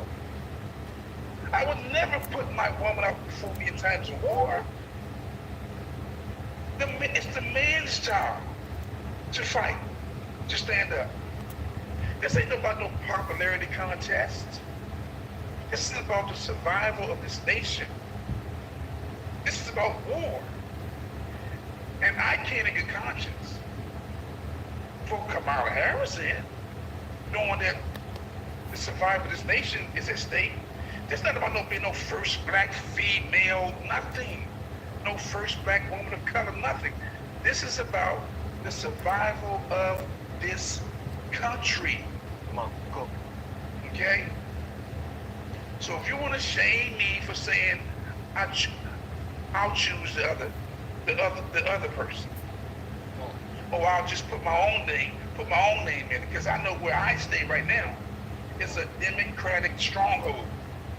So remember it, the Electoral College wins. They are the ones who select the presidency. We've had two political races the last couple of years where Hillary got the popular vote, okay, but she lost the presidency. It's the Electoral College family that wins this, okay? But no, me in good conscience, I will not sit back and be comfortable with Kamala Harris at the helm of this nation and the survival of this country. Come on, no. I'll take my chances with somebody else. Well, you know what, ladies and gentlemen, let me go to the brother Negro. What say you on this first portion of what Ricky Smiley is saying, brother Negro? What say you on the first portion of this, sir? I watched the whole thing. I'm annoyed by it. This dude is definitely an issue. I'll go so far as to say that anybody a part of these D9s is an extension of COINTELPRO, hands down. One of the things that I wanted to touch upon was about that guy, you mentioned Huey P, right? Or my man, he was a part of one of those frats as well. They're claiming him in the book. And one of the things that I'm looking at is that they put that man in that organization to monitor him. And at the end, that was the end of his demise. Yeah. And then when I start looking up to some of the things that's up today, I sent you some articles from Fox News, 32 from Chicago, them partnering up with the FBI. Then you have the NAACP, which is like an extension of the D9s, and them partnering up with the FBI to hide out on cold cases, which is think they call The cold the contact the cases. HBCUs work with the CIA and FBI. Yes, they do. Howard started working directly with the CIA in 1999. I know because I got taken to the CIA as the prime student that they wanted to go to the CIA. I'm just telling you. I ain't say October 1999. I was on the George Bush campus at the CIA. Of course, I got blamed for Howard students refusing to take photographs as a photo op for the CIA. They blamed me for ruining the CIA's project for black youth. I mean, all I did was say I didn't want to take a picture. So I'm not telling you shit I don't know. I was at the fucking CIA. No doubt. Salute to the 410 plus in the building. Brother Negro, go ahead. You got the flow. Yeah, and these guys, they're also, like, these frats, they're up in my campuses that I go to. And they are, I look at, when we talk about opposition, right, ops, right, and I really think as a community, we need to change our framework about that conversation. It's no longer just individual. We have to look at organizations. We have to look at businesses. We have to look at corporations. The National Asshole Network. Mm-hmm. And these are the things that I'm talking about here. That the opposition against our community has taken new shapes and new forms. Malcolm X has warned us and said that racism is like a Cadillac. It comes in various different forms, and it's an upgraded model every year. So what do you expect when it comes to the COINTELPRO? It has not left. They're still operating. These are the same people that they'll call for support of the activists just in the same breath to shut them down. As in the NAACP, the Irving League, and those people. The National Asshole Network. Officers that are 10 or D9. The National Asshole Network. Oh yeah, the Action Network. The ass network. No, the 420 plus in the building. The National Asshole Network. Yeah. You know what I'm saying? I'm just like, don't go for it. It is what it is. Y'all not even out here doing real research. And look at her record. If you do the research, or whatever, stop believing everything you read and do real research, you can see what a record is. You can see what she have done. All right, let's talk about that record. Let's pause. Let's go one by one from the gentleman here. Let me start with my brother Q. Brother Q, can you give me one thing that Kamala Harris's record shows, sir? Brother Q. Are you in the building, Brother Q? Can you hear me, sir? All right, let's slide to Brother Q. He might hear me right now. Brother Vader is in the building. Brother Vader, can you give me one thing? And you out there in California. Brother Vader is in California. Brother Vader, if you're in the building, tell me one thing that Kamala Harris record shows that we don't know about over here. So I was actually summoned to a room minutes before the podcast started, and it ended up being a Democrat show room. And the brother that was hosting just told us just a straight up lie. Just sounded just like Ricky Smiley and these other Democratic shows. And he was trying to say that her record doesn't show that she was incarcerating like that out here. And this is complete fucking lies. So when I first moved to the Bay, it's just wide, and everyone knows this about San Francisco. San Francisco has had an expressed, not implied, an expressed policy of ignoring marijuana charges and like was it enforcement and prosecution. They have an expressed like refusal to prosecute and to enforce marijuana laws in San Francisco. This is decades. Going back to the 1960s, Summer of Love, 1966-67, almost 60 years worth. Exactly. In fact, Golden Gate Park has an annual celebration where it's not just weed. It's all kind of craziness that happens. So everyone knows this. And when Kamala Harris became the DA of San Francisco, the numbers of enforcement of marijuana laws and convictions just skyrocketed. And she specifically deployed units for policing areas, which are the 3rd Street corridor, which is that's where there's only 3 places that black people live in San Francisco: the Fillmore District, the 3rd Street corridor, and then Bayview, Hunters Point. That's the only 3 places that black people lived in San Francisco. And the convictions, the policing, all that shit just skyrocketed in those 3 neighborhoods when she became the DA. Okay, so and that's her record. And can't nobody lie about this shit, right? It's fucking plain as day. So that's her record as it stands out there that most people don't know about. So I land on that. Cook her ass. Cook her the fuck up out the way. Brother Wolf, yeah. Brother Wolf, let's continue with this record, this record that we don't read. Niggas ain't smart and not doing research.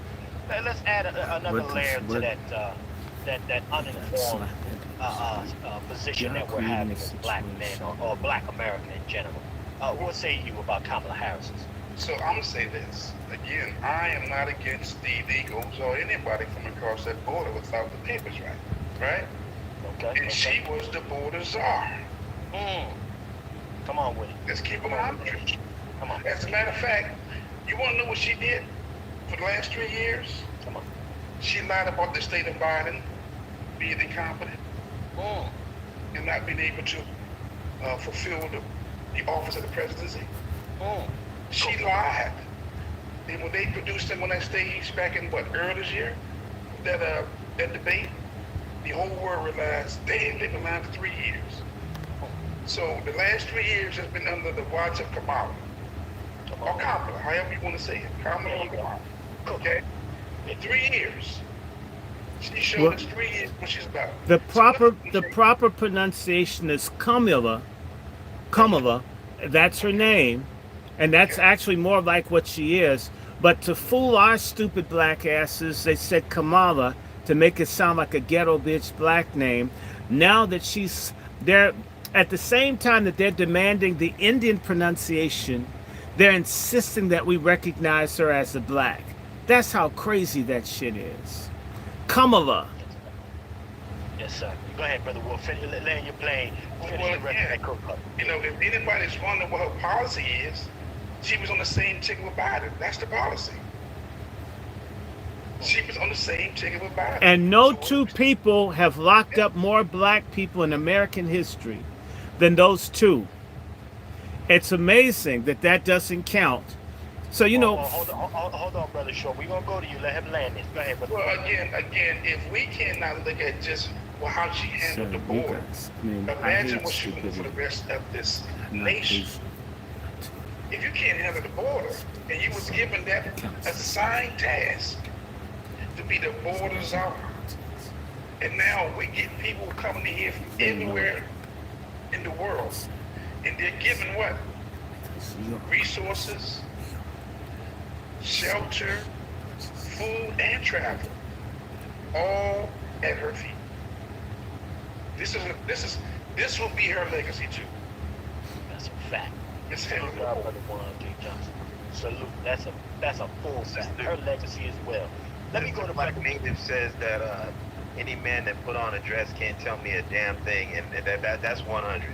That's a fact. Well, that's why we're gonna get there. That's why I said we're gonna go through this thing. I need all the brothers, because since we're such uneducated, unresearched, no nothing as Negroes, that's why I'm going to brother for brother to go ahead. Hey, Chef, I need to do a sidebar. I need to tell everybody a dark, dirty secret from Howard University, from Ricky Smiley's fraternity. Back in the mid to late 80s, there was an HIV/AIDS epidemic among the Omega Psi Phi fraternity, where the guys both got HIV/AIDS from fucking each other and from giving it to their girlfriends, lying about their sexuality and infecting people. He was there in the frat when they were deliberately passing AIDS. That's his standard.